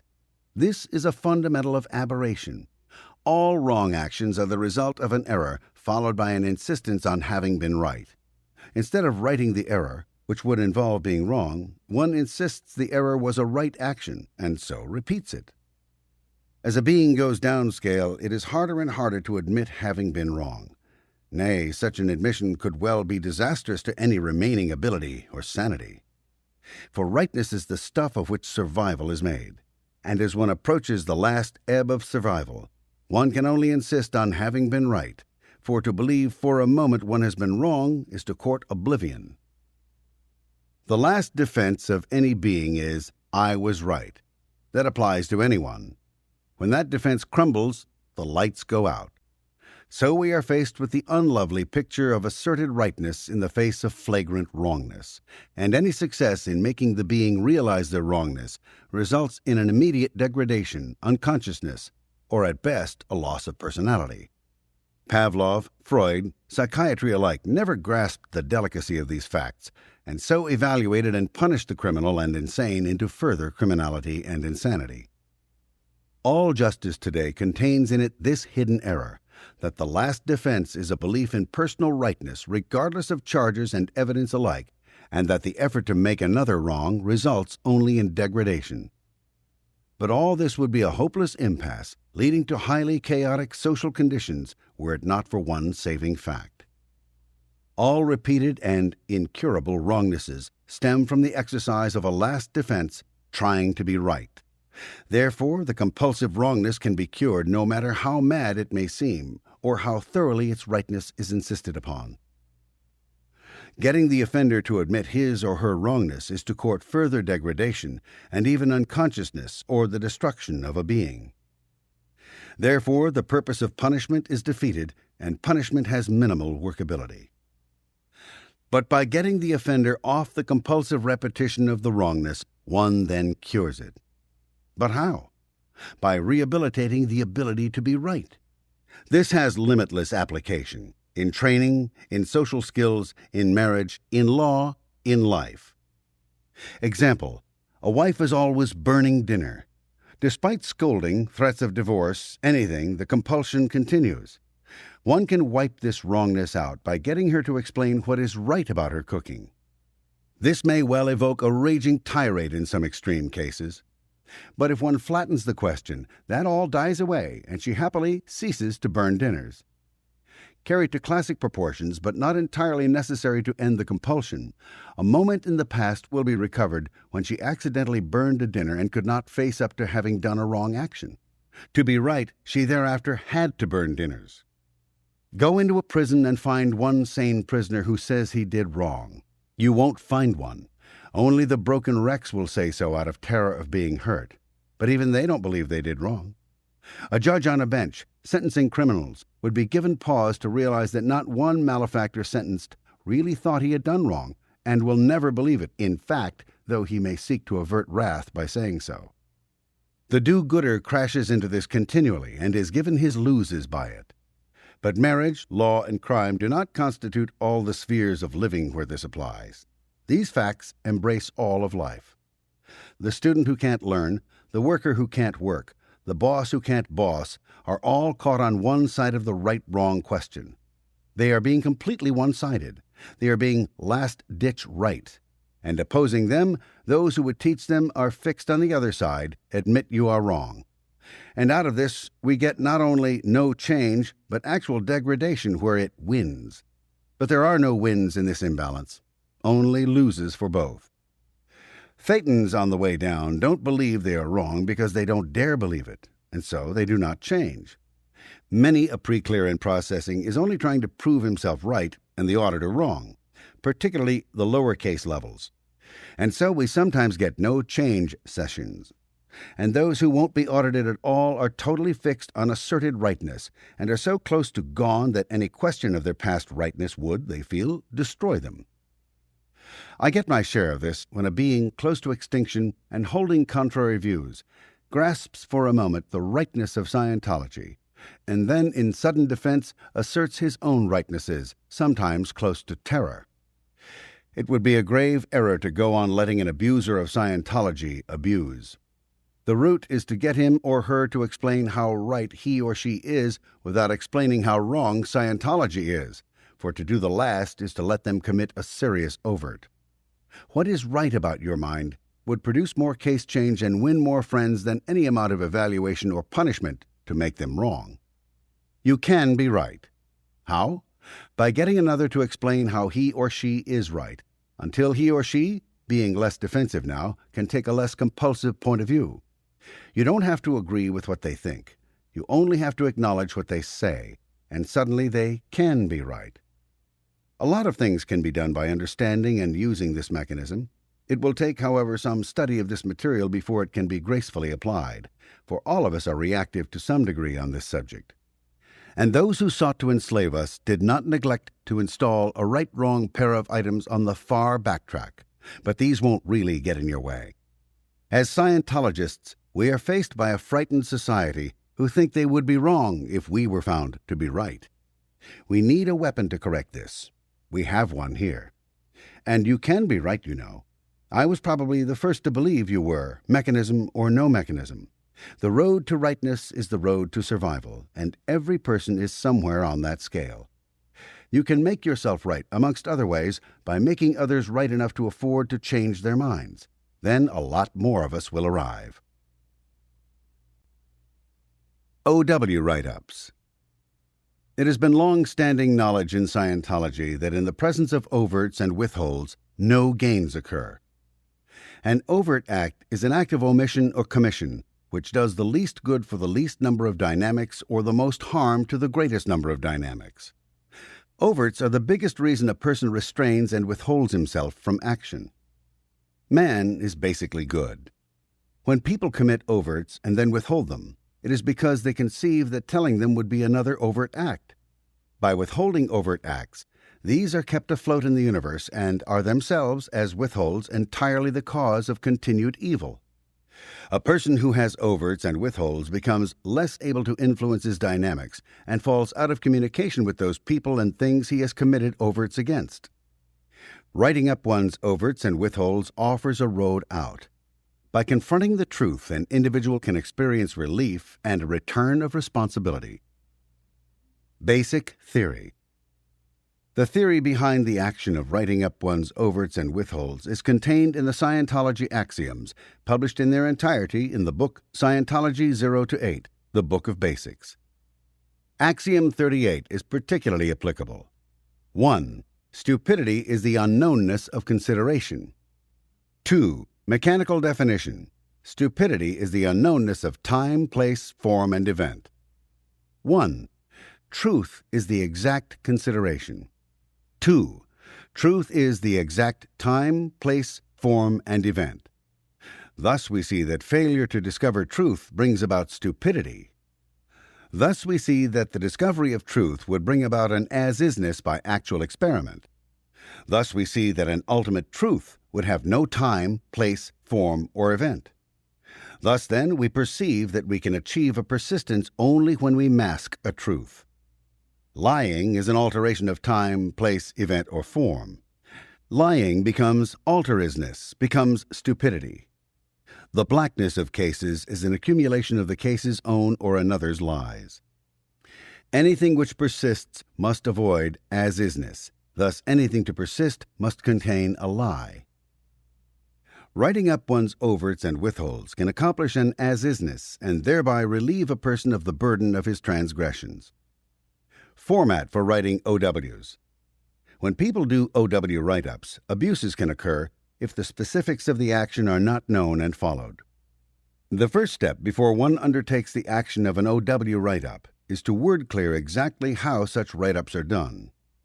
Experience has proven that people have run into trouble on OW write-ups when the format, including the keywords and terms, was not word cleared before embarking on the action. Time. The moment of an event, process, or condition. A definite moment, hour, day, or year as indicated or fixed by a clock or calendar. A precise instant or date, the period during which something, as an action, exists or continues. Place. The location of occurrence or action, a specific location, a particular position or point in space. Form. The arrangement of things.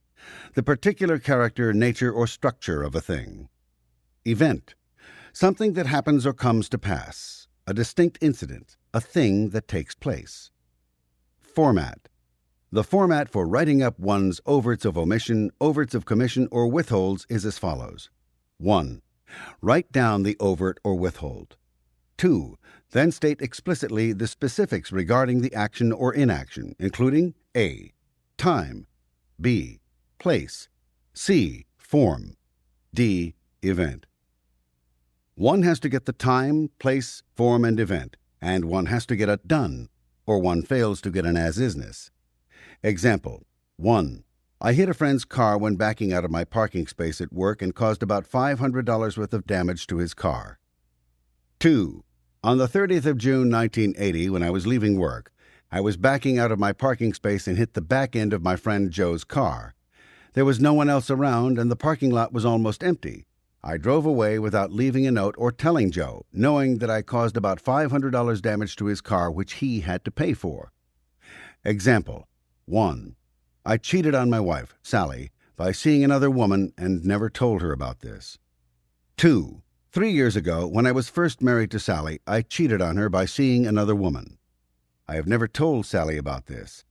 One morning in June 1980, I had told Sally I would take her to the movies that night.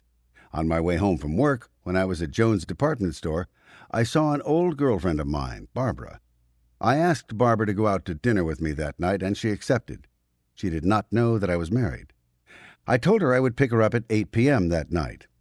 When I got home from the store, I told Sally I had to go back to work to get some things done and would not be able to go to the movies with her. I then went out to dinner with Barbara in another city, at the Country Inn, so I would not risk seeing any of my friends.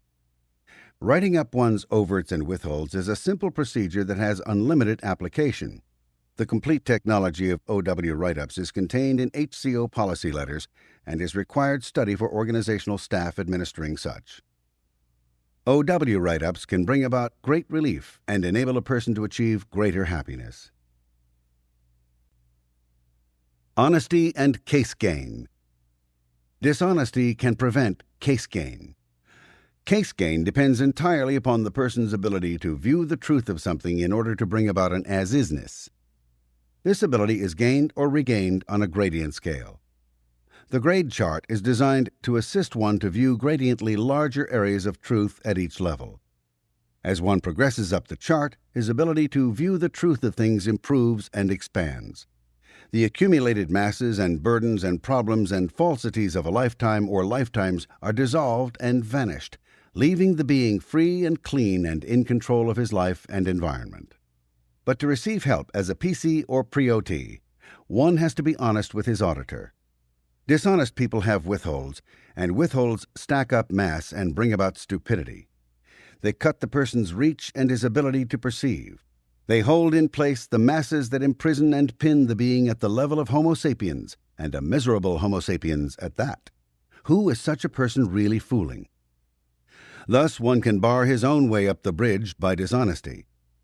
I always feel a bit sad when I see somebody doing himself in this way. It is so pointless. One sees this in those who, for whatever irrational reason, cling knowingly to withholds and wind up critical, nattery, and generating hostility.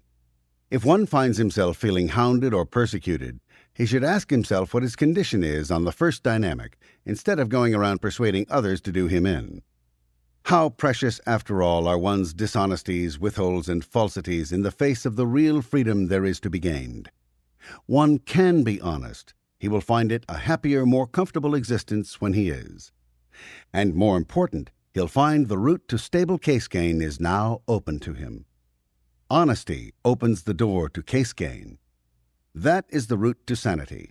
It is the route up the bridge to OT and real freedom. With honesty, one can make it, and make it all the way. Why settle for anything less? Chapter 4. Statistics and the Conditions of Existence. The conditions, states of operation. An organization or its parts or an individual passes through various states of existence. These, if not handled properly, bring about shrinkage and misery and worry and death. If handled properly, they bring about stability, expansion, influence, and well-being. These, arranged from highest to lowest, are power, power change, affluence, normal operation, emergency, danger, non-existence, liability, doubt, enemy, treason, confusion. The formulas for these are apparently monitoring formulas for livingness. The first thing to know about them is that each step in a formula is in exact sequence and must be done in that sequence. It is totally fatal to reverse the order of sequence of two or more actions. Example: in emergency, economize before you promote. If the sequence is disordered, the final result is a smaller org or less influential person. A key datum is that if the formulas are not known or not correctly applied, an organism emerges from each crisis smaller. The next thing to know is that one knows what formula to apply only by closely and continually inspecting statistics. By statistics is meant numbers of things, measurement of volume, all relative to time. A statistic not compared to the same type of statistic earlier will not predict any future statistic. A single statistic is meaningless. Statistics are always worse than, the same as, or better than they were at an earlier period. Graphing and the reading of graphs is a vital necessity, then, in monitoring an org, department, or person and applying conditioned formulas to it. This is much easier than it appears. If you made $1,000 last week and only $200 this week, you obviously are slipping. If you made $1,100 this week, you are pretty stable. If you made $5,000 this week, you are affluent, all compared to the $1,000 you made last week. What is the code of conduct you should use to stay healthy under these conditions? These are the condition formulas. The third thing to know is that one can wreck an org or department or person by applying the wrong condition formula. The person is in emergency condition. One applies the condition of affluence or power or anything but the emergency formula, and the person will go bust. The universe is made that way. The right condition must be applied. A vital thing to realize is that the formulas of conditions exist. They are part and parcel of any activity in this universe, and now that they are known, they must be complied with. This takes about 90% of chance out of business operation or personal economics. The variables are only how well one estimates the situation and how energetic one is in applying the formulas. The next thing to know is that the proper application of the proper formula works. It works no matter how stupidly it is applied, only so long as the right formula is applied and the exact sequence of steps is taken. Brilliance only shows up in the speed of recovery or expansion. Very brilliant applications show up in overnight sound expansions. Dull applications, given only that they are correct, show up in slower expansions. In other words, nobody has to be a screaming genius to apply them or dream up the necessary ideas in them. One only has to estimate the condition accurately and act energetically in applying its steps in exact order. The brighter the ideas, the faster the expansion, that's all. The expansion or gain is itself inevitable. However, if the dullness includes adding needless steps, then one may fail. And if one is so stupid that a wrong estimate is made of conditions and a wrong formula is applied and applied with its steps in wrong sequence, then one jolly well deserves to fail. Another thing to know is that these conditions apply to a universe, a civilization, an org, a portion of an org, or a person alike. The next thing to know is that knowing the formulas carries the responsibility of using them. Otherwise, one could be accused of willful suicide, for these are the formulas, and they do work like magic. If these formulas are not known or used, expansion is totally a matter of chance or fate, regardless of how good one's ideas are. Statistics, what they are. What is a statistic? A statistic is a number or amount compared to an earlier number or amount of the same thing. Statistics refer to the quantity of work done or the value of it in money. A down statistic means that the current number is less than it was. An up statistic means the current number is more than it was. We operate on statistics. These show whether or not a staff member or group is working or not working, as the work produces the statistic. If he doesn't work effectively, the statistic inevitably goes down. If he works effectively, the statistic goes up. Negative statistics. Some things go up in statistic when they are bad, like car accidents. However, we are not using negative statistics. We only use things that mean good when they go up or mean bad when they go down. Statistic graphs. A graph is a line or diagram showing how one quantity depends on, compares with, or changes another. It is any pictorial device used to display numerical relationships. A graph is not informative if its vertical scale results in graph line changes that are too small. It is not possible to draw the graph at all if the line changes are too large. If the ups and downs are not plainly visible on a graph, then those interpreting the graph make errors. What is shown as a flat-looking line really should be a mountain range. By scale is meant the number of anything per vertical inch of graph. The way to do a scale is as follows. Scale is different for every statistic. 1. Determine the lowest amount one expects a particular statistic to go. This is not always 0. 2. Determine the highest amount one can believe the statistic will go in the next 3 months. 3. Subtract 1 from 2. 4. Proportion the vertical divisions as per 3. Your scale will then be quite real and show up its rises and falls. Here is an incorrect example. We take an org that runs at $5,000 per week. We proportion the vertical marks of the graph paper, of which there are 100, so each one represents $1,000. This, when graphed, will show a low line, quite flat, no matter what the org income is doing, and so draws no attention from executives when it rises and dives. This is the correct way to do it for gross income for an org averaging $5,000 per week. 1. Looking over the old graphs of the past 6 months, we find it never went under $2,400, so we take $2,000 as the lowest point of the graph paper. 2. We estimate this org should get up to $12,000 on occasion in the next 3 months, so we take this as the top of the graph paper. 3. We subtract $2,000 from $12,000 and we have $10,000. 4. We take the 100 blocks of vertical and make each one $100, starting with $2,000 as the lowest mark. Now we plot gross income as $100 per graph division. This will look right, show falls and rises very clearly, and so will be of use to executives in interpretation. Try to use easily computed units like 5, 10, 25, 50, 100, and show the scale itself on the graph. 1 div equals 25. The element of hope can enter too strongly into a graph. One need not figure a scale for more than one graph at a time. If you go on to a new piece of graph paper, figure the scale all out again, and, as the org rises in activity, sheet by sheet, the scale can be accommodated. For example, it took 18 months to get one org statistics up by a factor of 5 times the income, etc. And that's several pieces of graph paper, so don't let scale do more than represent current expectancy. On horizontal time scale, try not to exceed 3 months, as one can get that scale too condensed too, and also too spread out where it again looks like a flat line and misinforms. Correct scaling is the essence of good graphing. See examples of incorrectly and correctly scaled graphs in the audiobook directory. Reading statistics. One can determine the condition of a stat by its slant on a graph. See graphs in the audiobook directory. Steep near vertical down, non-existence. Down, danger. Slightly down or level, emergency. Slightly up, normal. Steeply up, affluence. As power is a trend, see later Statistic Trends Stat Interpretation. It is not judged by a single line on a graph. Power is a normal trend maintained in a high range.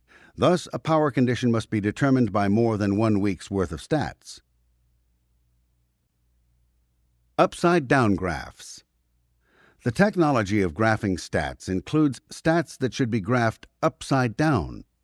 There are several ways to handle it, but a graph which when it goes down is good news and when it goes up is bad news has to be graphed differently than other graphs. Otherwise, conditions can get misassigned to it. One of the ways to handle this is to reverse the numbers on the left side of the graph so that 0 is at the top. It is simply a matter of graphing the graph upside down so far as the numerical vertical scale on the left is concerned. Example: graphed in the usual way with 0 at the bottom of the graph, a decrease in disbursements could be erroneously labeled as emergency. If it was graphed upside down with 0 at the top of the scale, then proper conditions could be assigned to it. When such a graph goes up, less money is being disbursed, and when it goes down, more money is being disbursed, and you will find that the conditions formulas apply to it.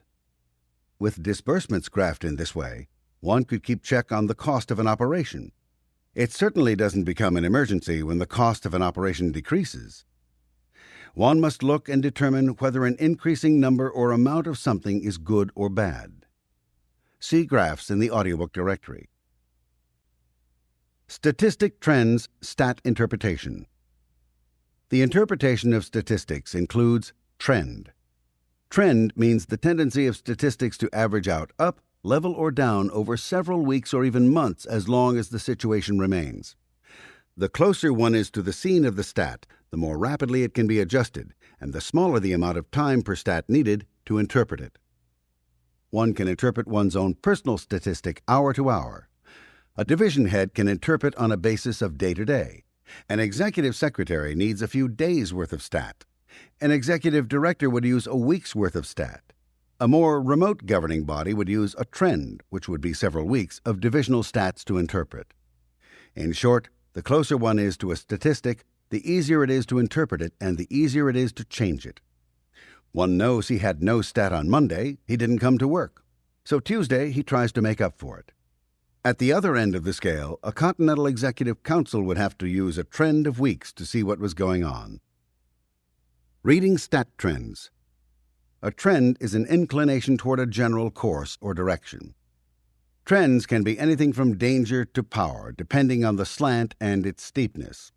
It is also possible to have a non-existence trend. Note, on the graphs below, see audiobook directory, the dotted lines have been drawn in simply and only to show the trend, the general course or direction these statistics are taking over a period of weeks. They are given here to educate one in the relationship between trend lines and conditions, and for no other purpose. One does not, in actuality, determine a trend by drawing a dotted line or any kind of line through the graph. A trend is determined by looking. It is done with the eye. One must visually average the peaks and valleys of a stat, and one looks at the period of time overall and determines the pitch or slant of the graph. Chapter 5. The Conditions Formulas. Condition of confusion.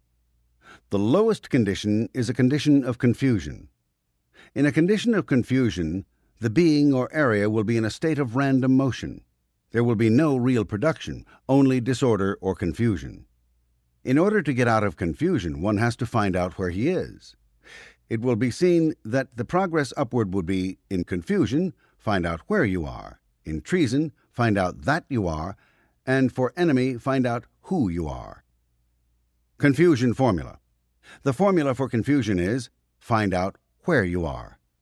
Note, it is important that the person who is in confusion be cleared up on the definition of confusion. This is done before the formula itself is started.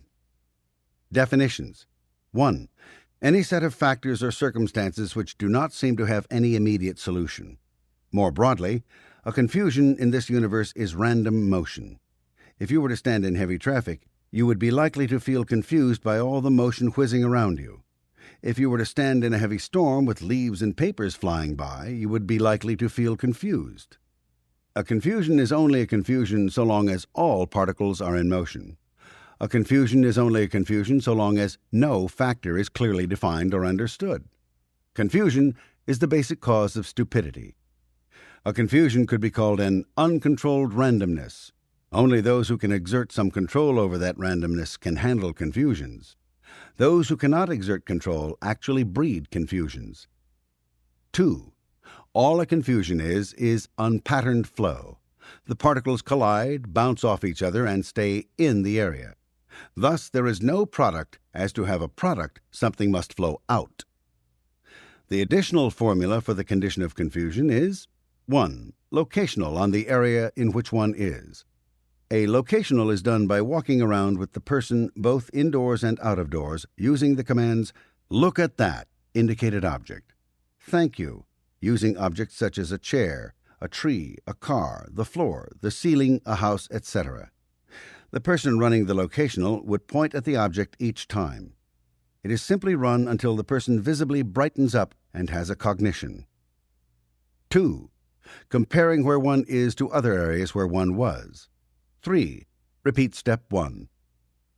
Expanded confusion formula. Where a person is in confusion and his own messed or the messed of his post is messed up or in a state of disorder, then the expanded confusion formula is done. The expanded confusion formula consists of all the steps given above for the confusion formula with the following additions. 4. The order versus disorder checklist, see order versus disorder, lists all the points that need to be checked for and handled in order to get the basics of organization in on an individual or area, and all these points are checked for and handled as part of the expanded confusion formula. Each point is checked, and any handling needed for that point is done right away before continuing with the checklist. 5. Repeat step 1, locational. Where a condition of confusion exists, all these steps can be done to handle the condition. On the other hand, if someone has a huge win on the first steps and comes out of confusion, one would not force him to do all the other steps and keep him in the condition when he has actually come out of it. He would still handle the points on order versus disorder, but this must not be used to keep someone in a condition of confusion and refuse to upgrade him when he has come out of the condition. The purpose of the formula is to get someone located in his present time environment, knowing where he is and where the various things he needs to operate with are, so that he is no longer in a condition of confusion. For someone who is actually in a condition of confusion, this can be a huge win, and it will start him on the road to power. It can be a turning point in his life. The formula is complete when the person has made it out of confusion, knows where he is, has established order in his area, and knows the basics of how to operate out of that area. When this end result has been achieved, the person will be ready to be upgraded and move on up through the other conditions. The fact that he has not completed all steps of the formula must not be used as a reason to keep someone in confusion when he has honestly made it out of that condition. Lack of this condition sometimes brings about an assignment of treason in which the person cannot actually find out that he is, and so occasionally does not make it on up the conditions. Many more persons are in this condition than is generally realized. With the expansion of the formula, anybody who is in this condition can really make it out of confusion and on up through the other conditions. Doing confusion fully and properly gives one a very firm footing so that he can make it up the conditions and be truly successful in his area. Group confusion formula. Correct application of the condition formulas by a group is vital to its survival and expansion, and this includes the lower conditions and their formulas. A group in the condition of confusion will be in a state of random motion. Its staff will be stumbling around and running into walls with no real production. When such an organization or group is assigned confusion, it does not apply the formula, find out where you are. This is a first dynamic formula. The formula to be applied by a group which is in the condition of confusion is, find out what you are. Once this formula is complete, the group would apply the treason formula and continue up the conditions, eventually arriving at power. Each formula is applied for the group, not as a personal or first dynamic formula. Condition of treason. Treason is defined as betrayal after trust. The formula for treason is very correctly and factually, know that you are. It will be found, gruesomely enough, that a person who accepts a post or position and then doesn't function as it will inevitably upset or destroy some portion of an org. By not knowing that he is the blank post name, he is committing treason in fact. The results of this can be found in history. A failure to be what one has the post or position name of will result in a betrayal of the functions and purposes of a group. Almost all organizational upsets stem from this one fact. A person in a group who, having accepted a post, does not know that he is a certain assigned or designated beingness is in treason against the group. Treason formula.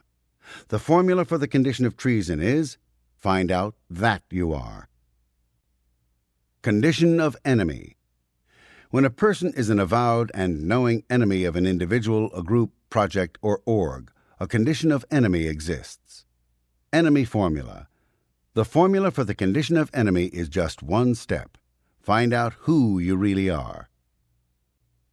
Condition of doubt. When one cannot make up one's mind as to an individual, a group, org, or project, a condition of doubt exists. Doubt formula. The formula is 1. Inform oneself honestly of the actual intentions and activities of that group, project, or org, brushing aside all bias and rumor. 2. Examine the statistics of the individual, group, project, or org. 3. Decide on the basis of the greatest good for the greatest number of dynamics, whether or not it should be attacked, harmed, or suppressed, or helped. 4. Evaluate oneself or one's own group, project, or org as to intentions and objectives. 5. Evaluate one's own or one's group, project, or org's statistics. 6. Join or remain in or befriend the one which progresses toward the greatest good for the greatest number of dynamics and announce the fact publicly to both sides. 7. Do everything possible to improve the actions and statistics of the person, group, project, or org one has remained in or joined. 8. Suffer on up through the conditions in the new group if one has changed sides, or the conditions of the group one has remained in if wavering from it has lowered one's status. Condition of liability. Below non-existence there is the condition of liability. The being has ceased to be simply non-existent as a team member and has taken on the color of an enemy. It is assigned where careless or malicious and knowing damage is caused to projects, orgs, or activities. It is adjudicated that it is malicious and knowing because orders have been published against it, or because it is contrary to the intentions and actions of the remainder of the team or the purpose of the project or org. It is a liability to have such a person unwatched, as the person may do or continue to do things to stop or impede the forward progress of the project or org, and such a person cannot be trusted.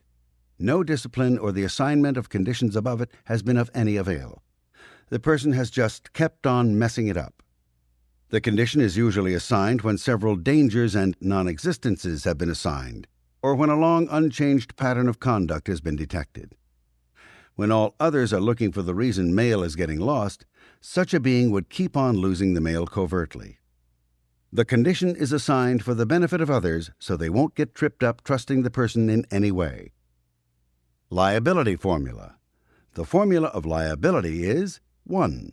Decide who are one's friends. 2. Deliver an effective blow to the enemies of the group one has been pretending to be part of despite personal danger. 3. Make up the damage one has done by personal contribution far beyond the ordinary demands of a group member. 4. Apply for re-entry to the group by asking the permission of each member of it to rejoin, and rejoining only by majority permission. And if refused, repeating 2 and 3 and 4 until one is allowed to be a group member again.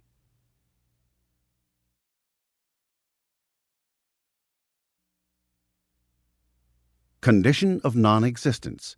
New post formula. Every new appointee to a post begins in non-existence, whether obtained by new appointment, promotion, or demotion. He is normally under the delusion that now he is the blank new title. He tries to start off in power condition as he is usually very aware of his new status or even a former status. But in actual fact, he is the only one aware of it. All others, except perhaps the personnel officer, are utterly unaware of him as having his new status. Therefore, he begins in a state of non-existence, and if he does not begin with the non-existence formula as his guide, he will be using the wrong condition and will have all kinds of trouble. Non-existence formula. The non-existence formula is 1. Find a calm line. 2. Make yourself known. 3. Discover what is needed or wanted. 4. Do, produce, and or present it. A new appointee taking over a going concern often thinks he had better make himself known by changing everything, whereas he A. is not well enough known to do so, and B. hasn't any idea of what is needed or wanted yet, and so he makes havoc.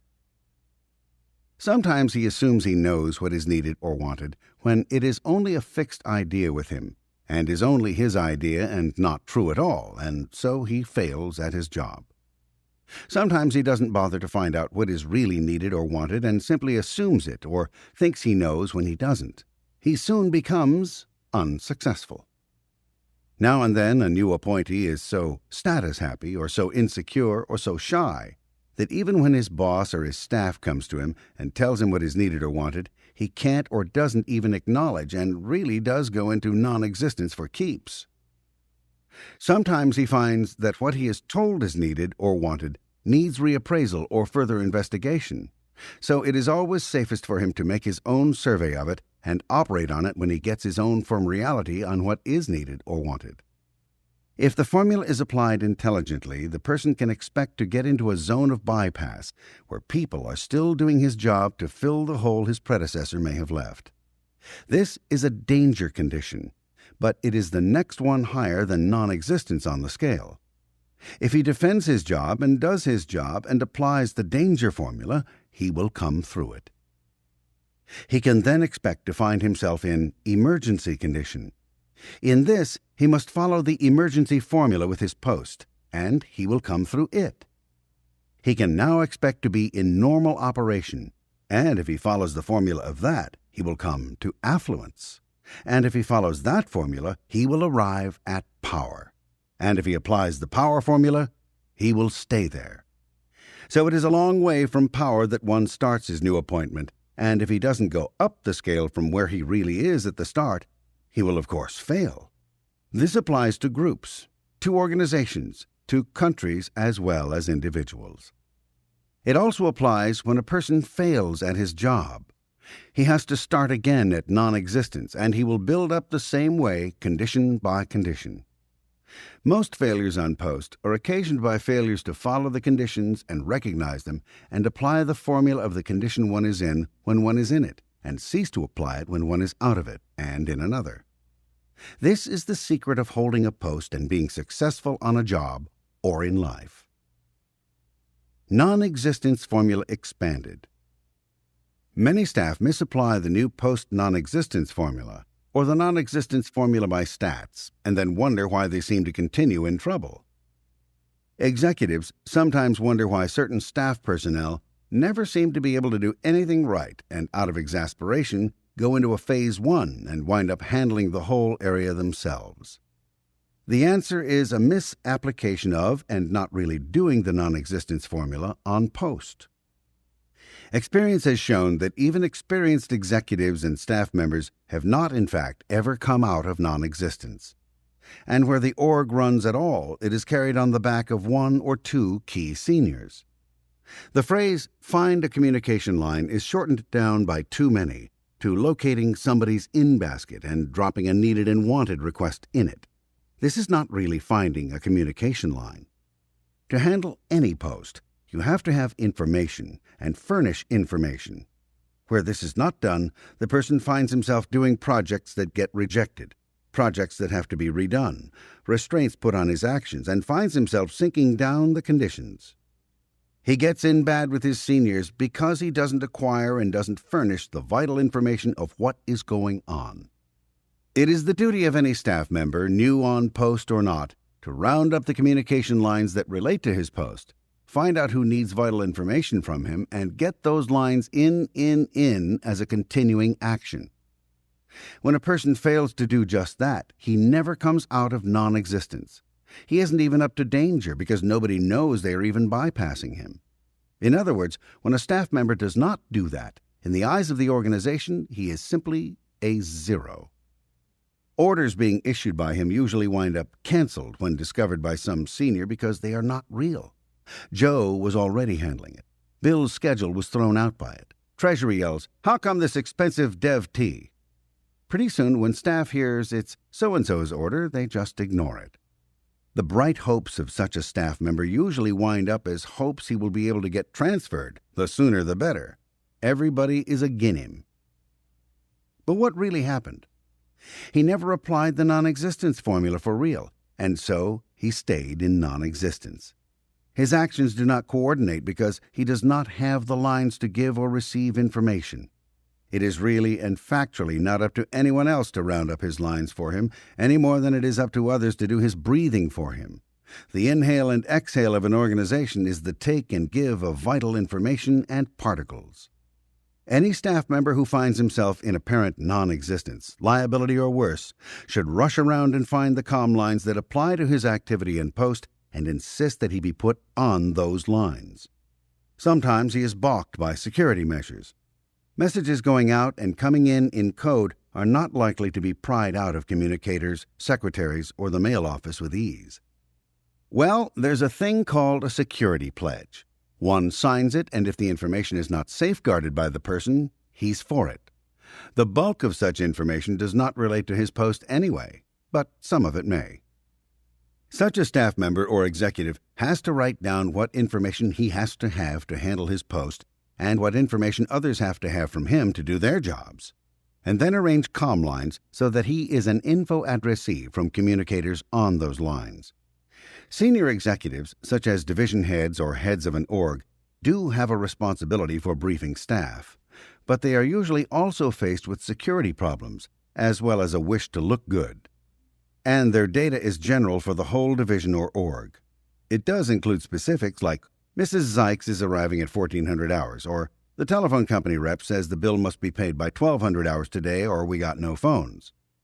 Havoc and Phase 1 occur where the bulk of the staff has omitted to get themselves on important comm lines and keep those lines flowing. Do not send to find why the stats are down if 90% of your staff is in non-existence or worse, simply because they never really found any comm lines. Expanded non-existence formula. Therefore, the expanded non-existence formula is 1. Find and get yourself on every comm line you will need in order to give and obtain information relating to your duties and material. 2. Make yourself known, along with your post title and duties, to every terminal you will need for the obtaining of information and the giving of data. 3. Discover from your seniors and fellow staff members and any public your duties may require you to contact what is needed and wanted from each. 4. Do, produce, and present what each needs and wants that is in conformation with policy. 5. Maintain your comm lines that you have and expand them to obtain other information you now find you need on a routine basis. 6. Maintain your origination lines to inform others what you are doing exactly, but only those who actually need the information. 7. Streamline what you are doing, producing, and presenting so that it is more closely what is really needed and wanted. 8. With full information being given and received concerning your products, do, produce, and present a greatly improved product routinely on your post. I can guarantee that if you do this and write your info concisely, so it is quick to grasp and get your data in a form that doesn't jam your own lines, you will start on up the conditions for actual and, in due course, arrive in power. Condition of danger. When the formula for handling a danger condition is not done, an org or activity or person cannot easily get above that condition thereafter. A prolonged state of emergency or threats to viability or survival, or a prolonged single-handing will not improve unless the actual danger formula is applied. Danger formula. The formula follows. 1.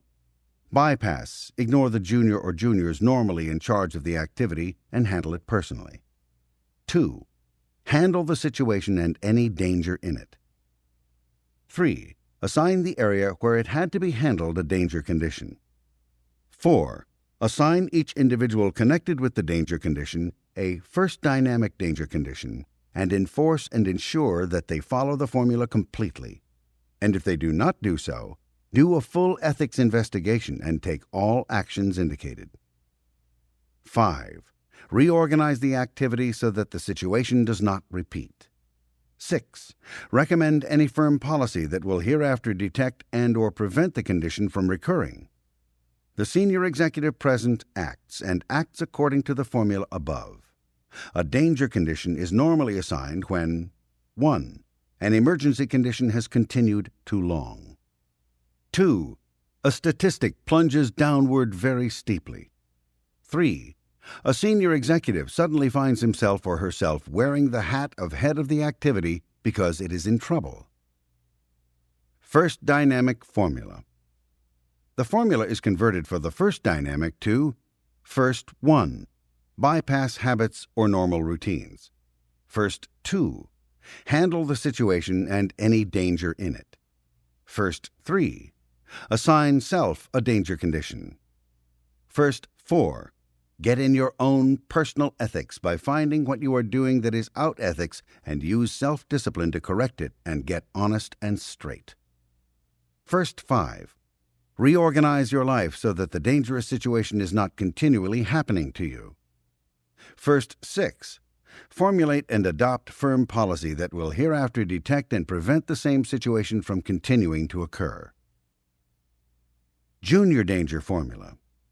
Where a danger condition is assigned to a junior, request that he or she or the entire activity write up his or her overts and withholds and any known out-ethics situation and turn them in at a certain stated time on a basis that the penalty for them will be lessened, but if discovered later after the deadline, it will be doubled.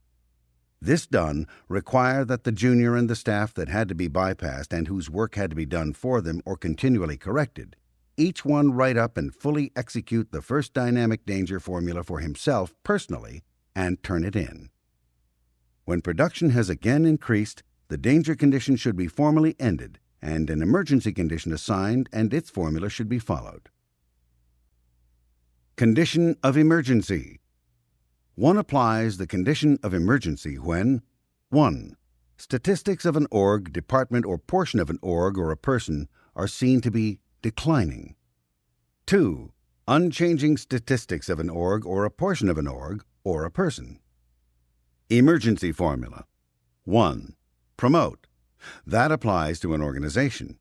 To an individual, you had better say produce. That's the first action regardless of any other action, regardless of anything else. That is the first thing they have to put their attention on. Exactly what is promotion? Well, look it up in the dictionary. It is making things known. It is getting things out. It is getting oneself known, getting one's products out. 2. Change your operating basis. If, for instance, you went into a condition of emergency and then you didn't change your operation after you had promoted, you will just head for another condition of emergency. So that has to be part of it. You had better change your operating basis because that operating basis led you into an emergency. 3. Economize. 4. Prepare to deliver. 5. Stiffen discipline. Part of the condition of emergency contains this little line of, "You have got to stiffen discipline," or "You have got to stiffen ethics." To an individual, this would simply mean not go down to the pub every Friday night. Stiffen up the discipline. Stay home and burn the midnight oil. Do one's homework, etc. Be a little more regular on the job. Work a little harder. Don't goof quite so much. Don't make so many mistakes. All of this would be part of stiffening discipline. Organizationally, suppose the activity doesn't come out of emergency when a state of emergency is assigned. Regardless of what caused the emergency, in spite of the fact that they have been labeled a state of emergency, suppose the activity just doesn't come out of emergency. They have been directed to follow the formula. They have been told to snap and pop and get that thing straightened out.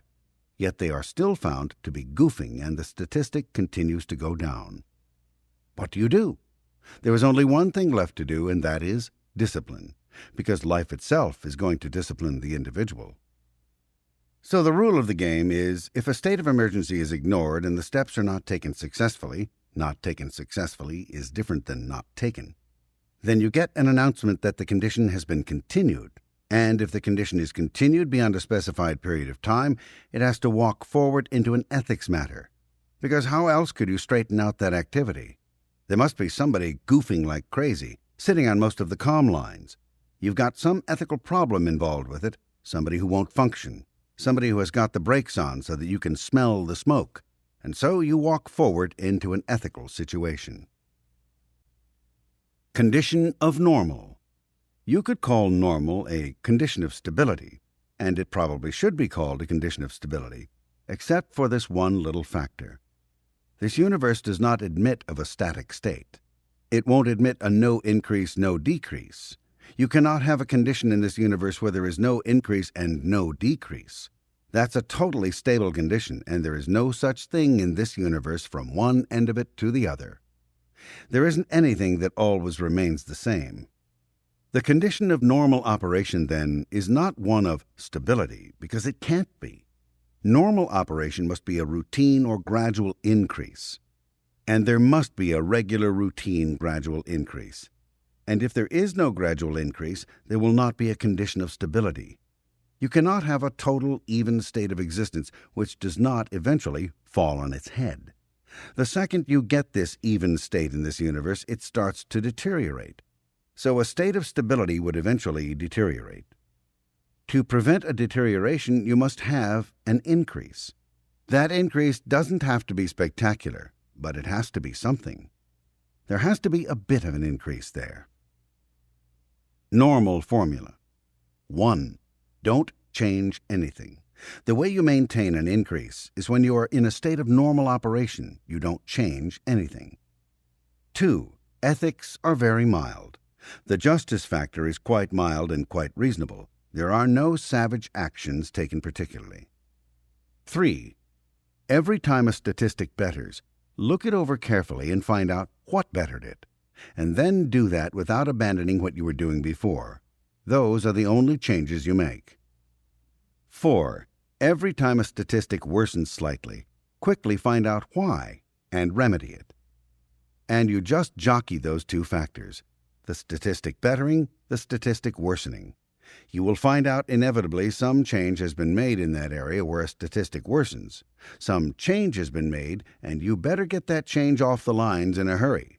And when you find that a statistic is bettering, you better find out how it is bettering. Condition of affluence. When you have a line going steeply up on a graph, that's affluence. Whether it's up steeply for 1 week or up steeply from its last point week after week after week, it's affluence. When you've got an affluence, regardless of how you did it, the affluence formula applies.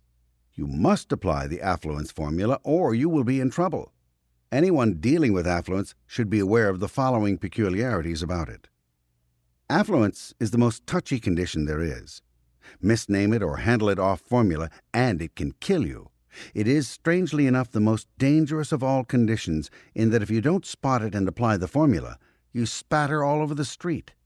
Spot and handle it right, and it's a rocket ride. Affluence formula. 1. Economize. Now, the first thing you must do in affluence is economize, and then make very, very sure that you don't buy anything that has any future commitment to it. Don't buy anything with any future commitments. Don't hire anybody with any future commitments. Nothing. That is all part of that economy. Clamp it down. 2. Pay every bill. Get every bill that you can possibly scrape up from any place, every penny you owe anywhere under the sun, moon, and stars, and pay them. Pull everything down in all directions until you have got it down to as close to zero as you can get, or at zero. 3. Invest the remainder in service facilities. Make it more possible to deliver. 4. Discover what caused the condition of affluence and strengthen it. Action affluence formula. When an affluence exists based on a statistic measuring one's actions and disrelated to finance, this is the formula to apply. 1. Economize on needless or dispersed actions that did not contribute to the present condition. Economize financially by knocking off all waste. 2. Make every action count and don't engage in any useless actions. Every new action to contribute and be of the same kind as did contribute. 3. Consolidate all gains. Any place we have gotten a gain, we keep it. Don't let things relax or go downhill or roller coaster. Any advantage or gain we have, keep it. Maintain it. 4.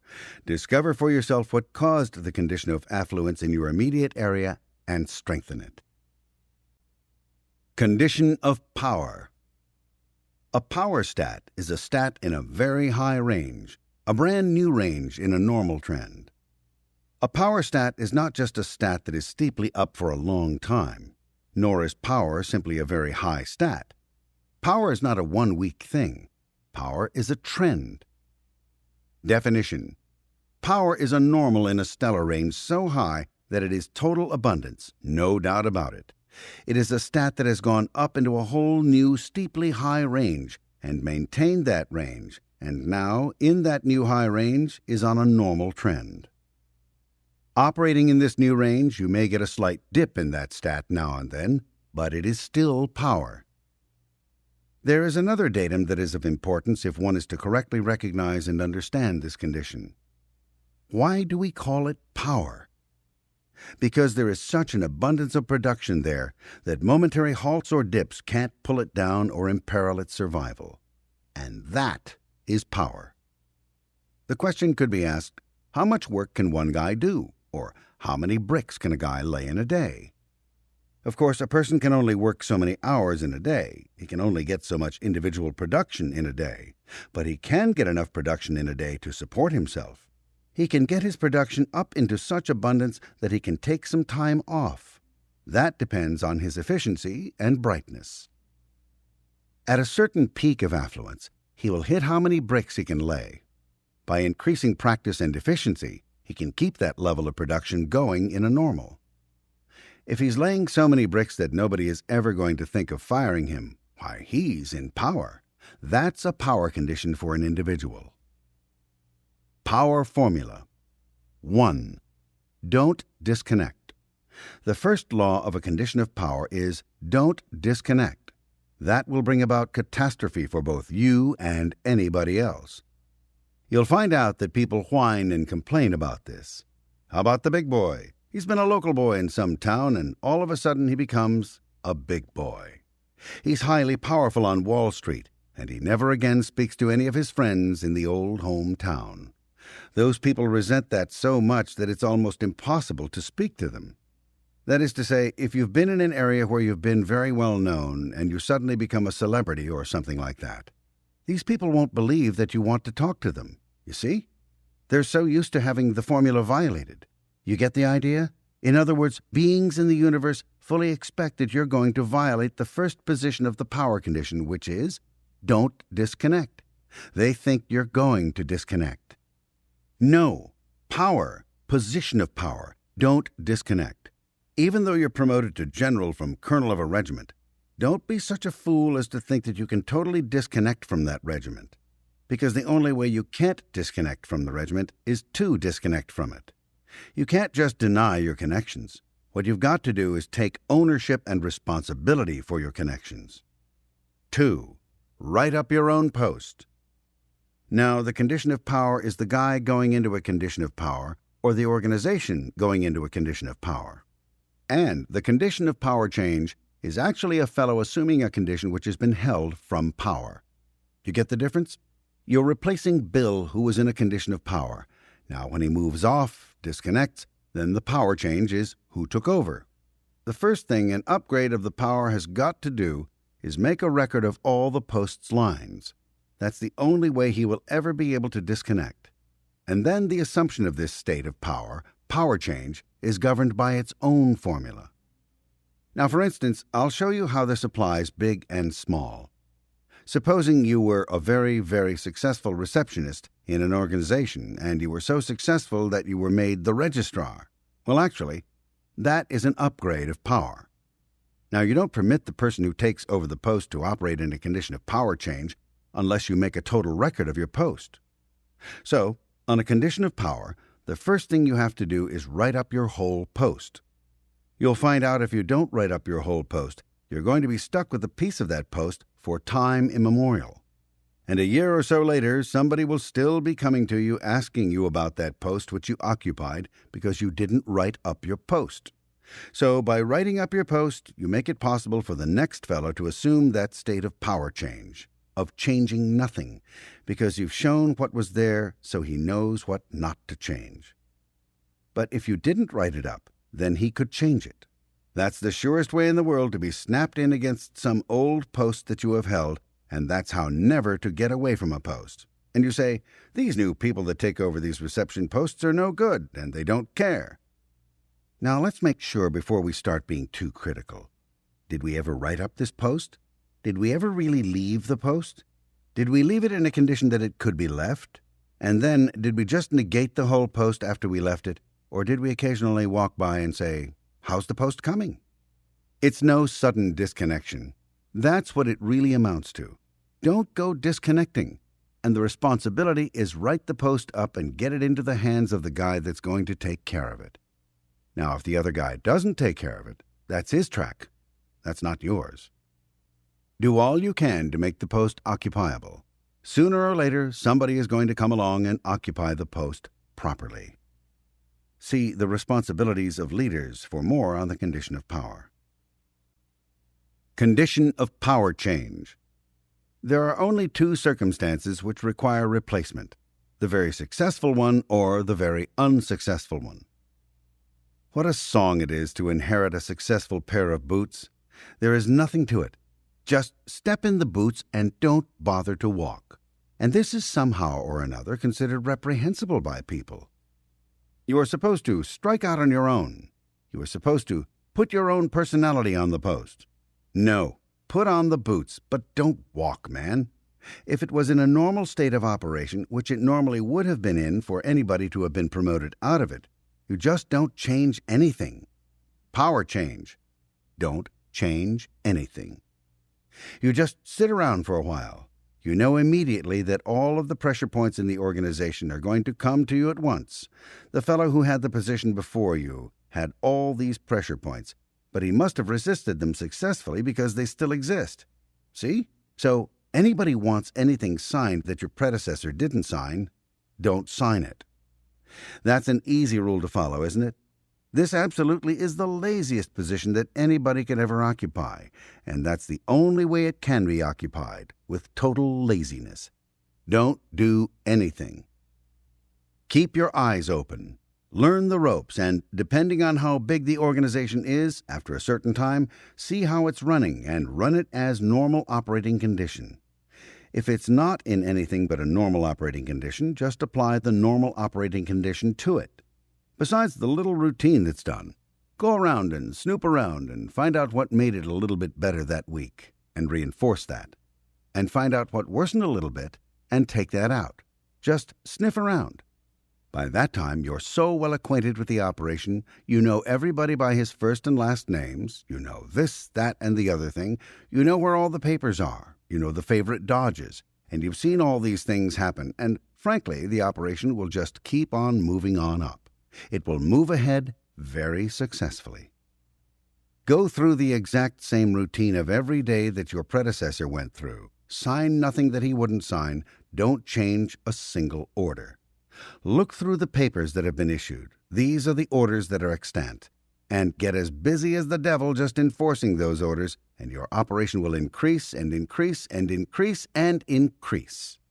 The keynote of the state of power change is study the org, policy letters, lines, patterns, and activity, and issue no orders that are not routine. Change nothing.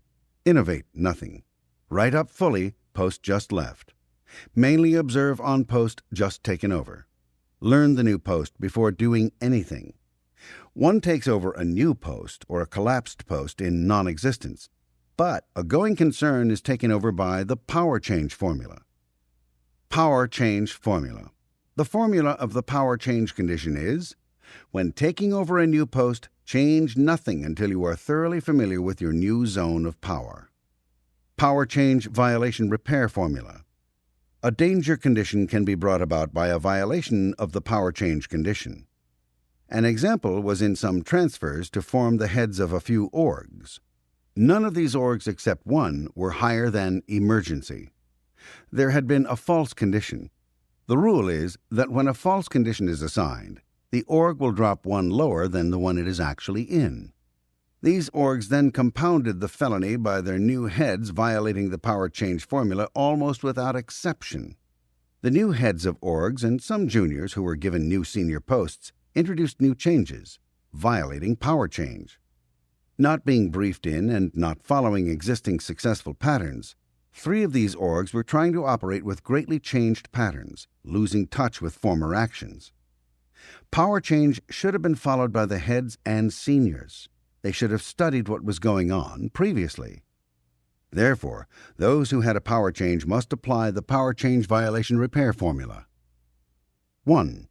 Observe, question, and draw up a list of what was previously successful in your area or zone of control. 2. Observe and draw up a list of all those things that were unsuccessful in your area in the past. 3. Get the successful actions in. 4. Throw the unsuccessful actions out. 5. Knock off frantically trying to cope or defend. 6. Sensibly get back in a working structure. Chapter 6. Condition Formulas, Application and Remedies. Conditions Handlings. One has to do the steps of a condition formula in order to improve one's condition. And those doing thises, which will bring about a changed condition, will then be reflected in one's statistics. A communication I received from a staff member illustrates this perfectly. This staff member had for years started each new week with a battle plan that encompassed the exact action she had worked out to take on her post, in order to actually apply the steps of the formula for the condition she was in. Whatever her condition at the end of the week, she did a weekly conditions formula write-up, worked out how she would apply the formula steps in relation to her post, and added those actions at the beginning of her battle plan. Other battle plan targets would also be included, but the weekly condition handling steps were always a part of it. This brought good results statistic-wise. When she ceased to do this and began simply battle planning needed actions without taking the condition into account, her application of the formulas on a routine basis also dropped out. The result was she suddenly found herself with crashed statistics and faced with post and production situations which needed resolving fast, and she experienced the phenomenon of feeling there was no handling apparent for the situation. Of course, if one doesn't do the steps to handle a condition, the formula, then one has no handling for the condition. Needless to say, this staff member, upon spotting what had happened, resumed doing her weekly formula write-ups at once. I think there may be staff members who don't do any part of this. Aside from possibly not knowing what their stat is or what the org stat really is, they don't finish their week by assigning it a condition and writing up the formula. And so, of course, they wind up not doing the handling for the condition they're in. There are undoubtedly some staff who think they don't have to do so if it is not in a lower condition. Yet they are upsetting their higher conditions by not doing so. There is a law that holds true in this universe whereby if one does not correctly designate the condition he is in and apply its formula to his activities, or if he assigns and applies the wrong condition, then the following happens. He will inevitably drop one condition below the condition he is actually in. Thus, if one incorrectly says he is in power and tries to apply that formula when he is actually in non-existence, he will inevitably drop to liability. If one incorrectly states he is in normal when he is actually in emergency, he will drop to danger. Thus, it is vital to accurately and honestly ascertain the condition one is in and apply that formula and actually do it. Otherwise, one can go the route and drop down the conditions without ever understanding why. Whole nations do this, and it is one of the reasons for the decline of civilizations. And while one is not a nation, one is still important enough to properly handle conditions. And remember that it is not enough to do this as a simple administrative exercise. One actually has to do the formulas if he ever expects his condition to improve. The way to never be faced with post situations for which there seems to be no handling is to routinely and regularly ascertain and apply the conditions formulas to one's post and activities. Completing conditions formulas. The ethics conditions formulas flow one to the next, with the first step of one formula directly following the final step of the previous formula. But what do you do if your stat graph indicates you've moved up a condition before you even have a chance to finish a formula? Do you just drop that formula and start on the next one? The answer is no. One completes the formula he has begun. I'll give you an example. An ED, in looking over his stats, sees that they are in emergency. He immediately sees to it that the promote step of the emergency formula is begun. Once that is well in hand, he begins to change his operating basis. He gets Regis onto daily drilling and puts 3 new auditors into his HGC. But before he has a chance to do each of the remaining steps of the emergency formula, the income and delivery statistics move up into normal operation. What does he do? Well, he is now in a condition of normal by stats, but the normal formula would also cause him to complete the emergency formula, because in the normal formula, you drop out what is unsuccessful and you push what was successful. What was successful here was the emergency formula. Thus, this ED can get continued improvement on the graph by completing the emergency formula, as the actions on the emergency formula are what got him to normal so quickly. So he would push them until they were completed fully. This doesn't mean he is still in an emergency condition. The stats are now rising and the condition is normal. It's a bit of an oddball thing. As another example, suppose someone is doing a junior danger formula. The person goes step by step through the procedure and writes up his or her overts and withholds and any known out-ethics situation, and starts applying the first dynamic danger formula. But before he completes the formula, his stats rise. It would be dangerous indeed for this person to not finish the danger formula, e.g. getting done the reorganize your life and formulate and adopt firm policy steps of the danger formula. That one's stats rise before completing a formula doesn't mean he can't go into the higher condition his stats now indicate. However, it would be a grave fault not to complete the undone steps of an earlier formula. So as in the above examples, one has to complete the earlier formula, then complete the next formula, and continue on as his graph dictates. Completing a formula is very vital. One doesn't just name a formula. He gets it completed. Danger condition. Responsibilities of declaring. Bypass means jumping the proper terminal in a chain of command. If you declare a danger condition, you of course must do the work necessary to handle the situation that is dangerous. This is also true backwards. If you start doing the work of a post on a bypass, you will of course unwittingly bring about a danger condition. Why? Because you unmock the people who should be doing the work. Further, if you habitually do the work of others on a bypass, you will of course inherit all the work. This is the answer to the overworked executive. He or she bypasses. It's as simple as that. If an executive habitually bypasses, he or she will then become overworked. Also, the condition of non-existence will occur. So the more an executive bypasses, the harder he works. The harder he works on a bypass, the more the section he is working on will disappear. So purposely or unwittingly working on a bypass, the result is always the same. Danger condition. If you have to do the work on a bypass, you must get the condition declared and follow the formula. If you declare the condition, you must also do the work. You must get the work being competently done by new appointment or transfer or training or case review. And the condition is not over when the hearings are over. It is over when that portion of the org has visibly statistically recovered. So there are great responsibilities in declaring a danger condition. These are outweighed in burdensomeness by the fact that if you don't declare one on functions handled by those under you which go bad, it will very soon catch up with you yourself. Willy-nilly, and declared or not, you will go into a danger condition personally.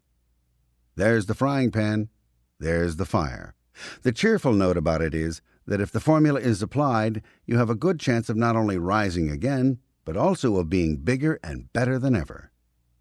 And that's the first time that ever happened to an executive who started down the long slide. There's hope. There is one further footnote on a danger condition.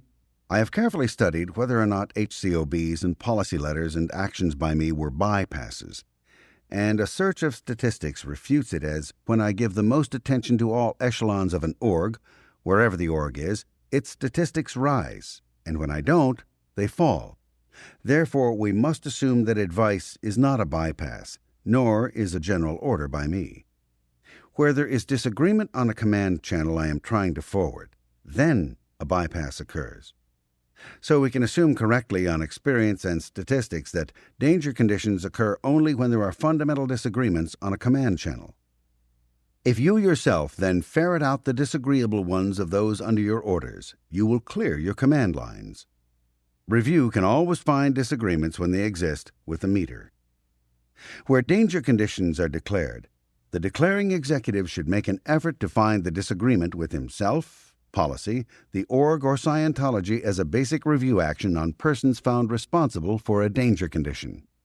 The only errors are not to look for them and not to find all the disagreements the person has on the subject of his superiors in post, policy, technology, or orders. This is why a low leadership survey grade person can be counted on to put wherever he is in danger.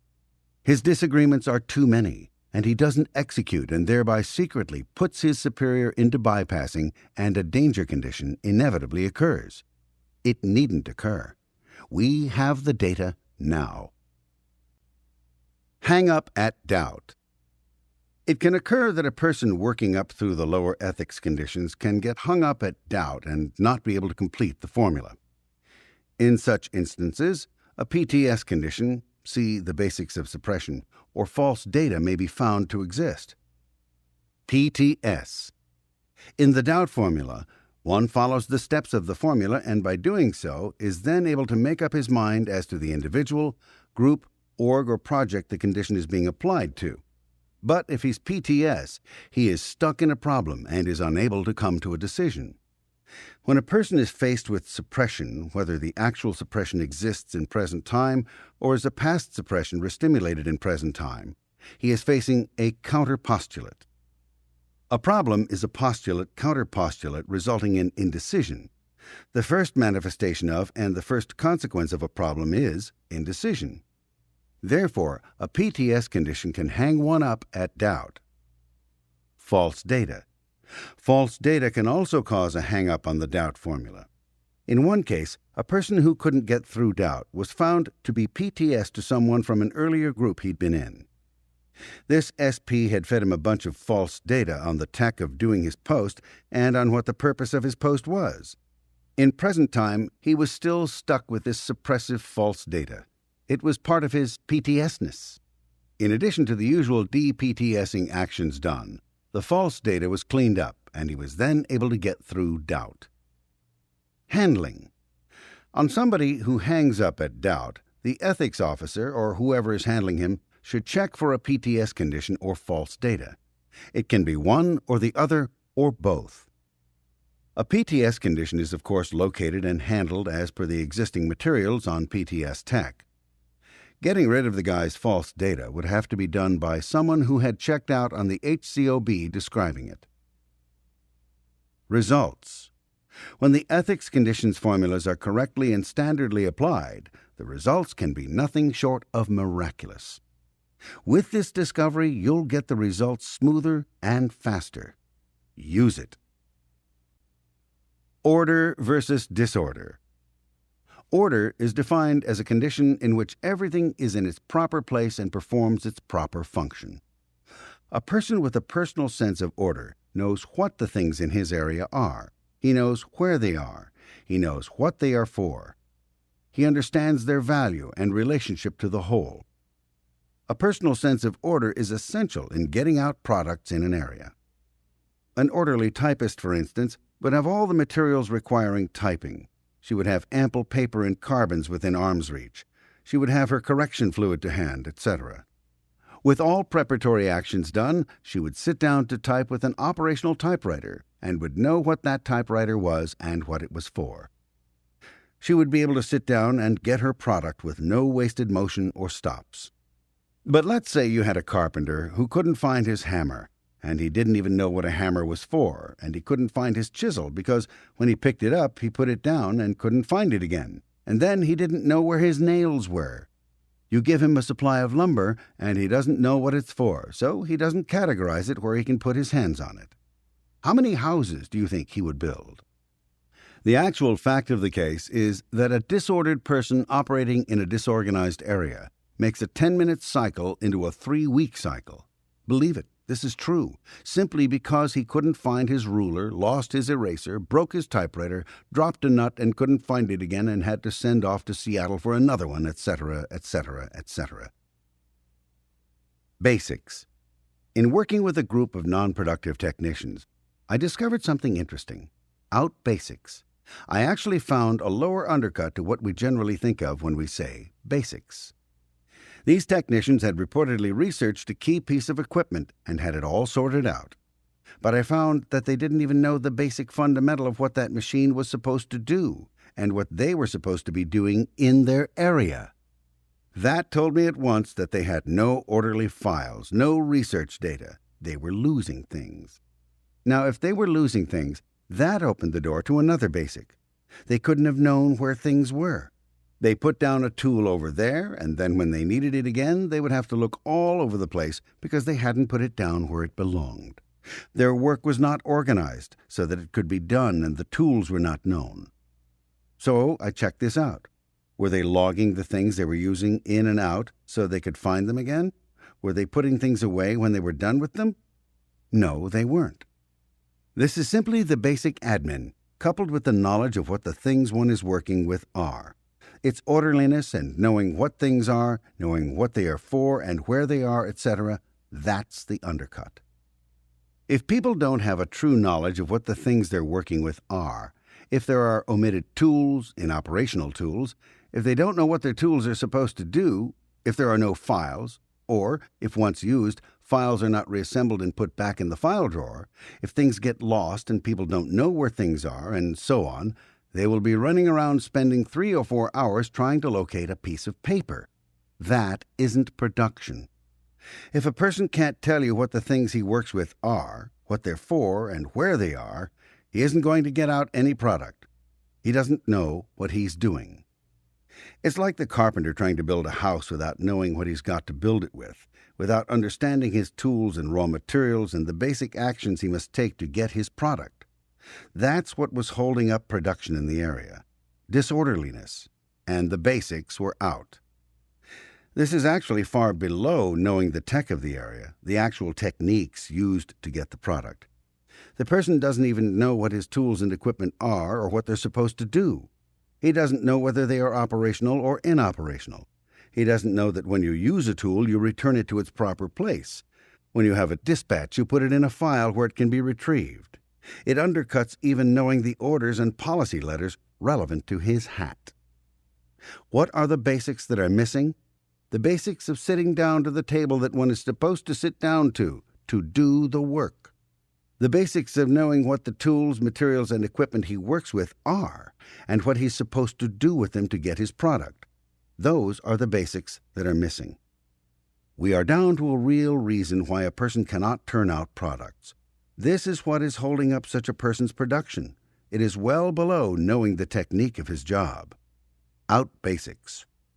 Does the guy know where the file is? When he finishes with that file, does he leave it scattered all over the place, or does he put it back together and into the file where it can be found? Now, a person who's working will have papers all over the place, but does he know where they are, and is he then going to reassemble them and put them back in order, or is he going to just leave them there and pile some more papers on top of them? If you find project number 2 scattered on top of project number 1, you know something about that area. Basics are out. This is a little piece of tech, and with that piece of tech you've got insight. You would have to have an overall picture of what the area would look like when properly ordered and organized, how it would be organized to get optimum production. Then you could inspect the area and spot what's going on. You would inspect on the basis of how does the area compare with how it should be organized. You would find out if the personnel didn't know what the things in their area were or what they were for. You would see if they knew the value of things in the area, or if there were altered importances, omitted files or filing, actions being done out of sequence, inoperational tools or equipment, anything added to the scene that was inapplicable to production, etc. In other words, you can inspect an area by outpoints against this one factor of orderliness. This sort of outbasics and disorderliness cuts production down to nothing. There just won't be any production at all. There will be no houses built. What we are talking about here is an orderly frame of mind. A person with a sense of order and an understanding of what he is doing sits down to write a story or a report, and he'll have his paper to hand. He'll have it fixed up with carbons, and he'll have his reference notes to hand. And before he touches the typewriter, he'll familiarize himself with what the scene is. He'll do the necessary preparatory work in order to get his product. Now, someone else might sit down, write something, then dimly remember there was a note someplace, and then look for an hour to find where that note was, and then not be able to find it, and then decide that it's not important anyway, and then come back and forth a few times, and finally find out he's typed it all up without a carbon. There is a handling for this. Anyone trying to handle a person or an area that doesn't understand the basics of what they're dealing with and is in an utter state of disorder must get a firm reality on the fact that until the basics are learned and the disorder handled, the area will not produce satisfactorily. The following inspection is used in determining and handling the state of such an area. Inspection. This inspection is done in order to determine an area's knowledge of basics and its orderliness. It can be done by an area senior for the purpose of locating and correcting disordered areas. It is for use by anyone who is in the business of production and getting products. The full inspection below would be done, clipboard in hand, with full notes made, and then handlings would be worked out based on what was found in the inspection, according to the handling section below and the suggested handlings given in parentheses below. 1. Does he know what organization, firm, or company he's in? Does he know what his post or job is? This is a matter of, does he even know where he is? Does he know what the organization or company he works for is? Does he know what the post he is holding is? If he is so confused and disoriented that he doesn't even know the company or org he's in, or doesn't know what his post is, he needs to apply the expanded confusion formula and then work up through the conditions. Of course, the person would also need to be instant-hatted on his post. The organization, his post title, his relative position on the org board, what he's supposed to produce on his post, etc. If he is doing this handling as part of his expanded confusion formula, simply have him get the instant hatting and carry on with his confusion formula. 2. Ask the person what his product is. Does he know? Can he tell you without lag or confusion? You may find out that he has no idea of what his product is, or that he has a wrong product, or that he has confusions about his product. Maybe he doesn't even know he's supposed to get out products. If this is the case, he must find out what his product is. If the person's product is given in policy references, he should look these up. If his product is not covered in tech or policy references, he'll have to work out what it is. 3. Can he rattle off a list of the basic actions in proper sequence necessary to get out his product, or does he hem and haw on it? Does he know what to do with his product once it is completed? He may try to tell you what he does each day, or how he handles this or that, and what troubles he's having with his post. You note this, but what you're interested in is, does he know the basic actions he has to take to get out his product? And does he know what to do with the product once it is complete? If he can't rattle off the sequence of actions 1, 2, 3, then he'd better clay demo the basic actions in proper sequence necessary to get out his product, and then drill these actions until he can rattle them off in his sleep. If he does not know what to do with his product once completed, then he'd need to find out and then drill handling the completed product. 4. Ask him what his tools are that enable him to get this product. Note his reaction. Can he name his tools at all? Does he include the significant tools of his area? Does he include his hat pack as a tool? If he doesn't know what his tools are, he'd better find out what he's operating with and what it does. A good workman knows his tools so well he can use them blindfolded, standing on his head and with one arm tied behind his back. 5. Ask him to show you his tools. Are his tools present in the work area, or does he have them out of reach, down the hall, or in some other room? He may have to reorganize his workspace to get his tools within easy reach and to get in some basics of organization. The purpose of such organization would be to make production easier and faster. 6. Ask him to tell you what each of his tools are. Can he define them? Does he know what each of them are and what they are for? If he doesn't know, he'd better find out. 7. Ask him to tell you what the relationship is between each one of his tools and his product. If he can't do this, have him clay demo the steps he takes to get out his products with each tool he uses, so he sees the relationship between each tool and his product. 8. Ask him to name off the raw materials he works with. Ask him to show you his materials. Does he know what his raw materials are? Are they in his work area? Are they in order? Does he know where to get them? He may have to find out what the raw materials of his post are by defining them and where they come from. He should drill procuring and handling them and then run reach and withdraw on them. 9. Does he have a file cabinet? Files. Ask him what they are. Does he know what they are for? Does he know what a dispatch is, etc.? He may have to be brought to an understanding of what files, file cabinets, dispatches, etc. are, and what they have to do with him and his product. He may have to clay demo the relationship between these things. He will have to set up a filing system. 10. Does he have a system for locating things? Ask to see it. Check his files. Does he have logs? Does he log things out and correct the logs when he puts them back? Are the comm baskets labeled? Does he have a specific place for supplies? Ask him to find something in his files. How long does it take? Does he have an orderly collection of references or a library containing the materials of his field? Is it organized so as to be usable? If he has no system for locating things, have him set one up. Have him establish a filing system, a logging system, label the comm baskets, arrange supplies, etc. Get a reference library set up and organized. Drill using the system he has. 11. When he uses an item, does he put it back in the same place? Does he put it back where others can find it? He'll probably tell you, yes, of course he does. Look around. Are objects and files lying about? Is the place neat or is it a mess? Ask him to find you something. Does he know right where it is, or does he have to search around? Is there an accumulation of unhandled particles around? Have him clay demo why it might be advantageous to put things back in the same place he found them. Drill him on putting things back when he's finished with them. Have him clean up the place, handling any accumulation of unhandled particles. 12. If feasible, actually go with the person to his personal living area. Is the bed made? Is the area clean? Are things put away?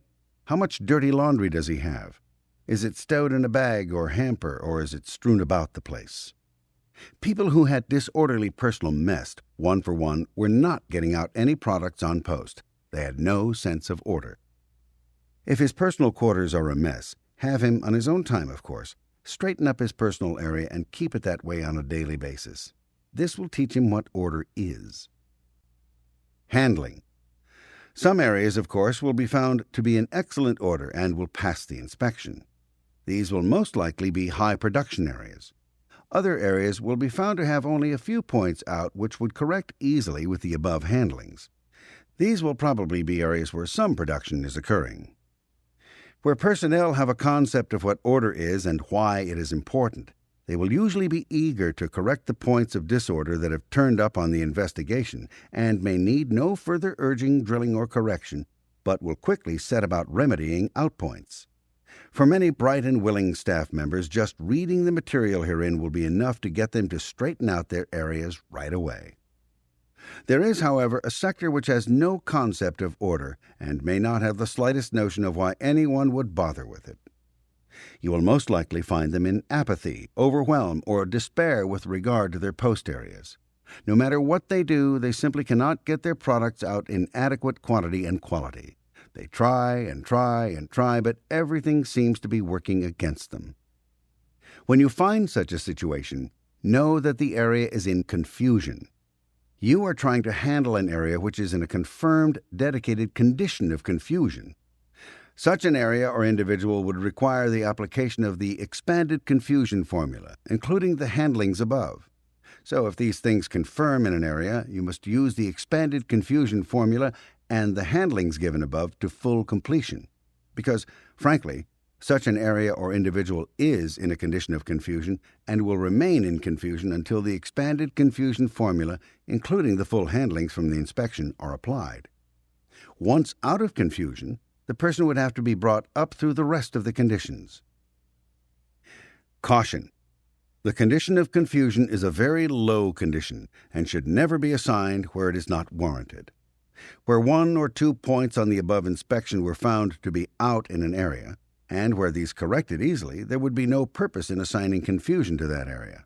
In fact, it may worsen an area to assign an incorrect condition. But where you have a long-term situation of no or few products combined with a state of disorder, know that the area or individual is in a condition of confusion, and that the application of the confusion formula, plus the handlings given here, will bring the area out of the muck and up to square one where it can begin producing. Note, if the inspection is done on a person or area and some of the points are found to be out and handlings are done, but no condition of confusion is assigned, the area must be re-inspected about a week later. This way you will detect if an actual condition of confusion was missed, as the area will have lapsed back into disorderliness or will have worsened. Summary. A knowledge of the basics of an area and having orderliness in an area are essential to production. When you find a fellow who is a light year away from the basics and doesn't have a clue on the subject of order, and he's flying way up in the sky someplace instead of just trying to put together what he's supposed to put together or do what he's supposed to do, you've got your finger on his why for no production. With the inspection and handlings given here, we can now handle any degree of disorderliness and disorganization. And order will reign. Non-productive areas become capable of producing. Already producing areas increase their production. And production will roll.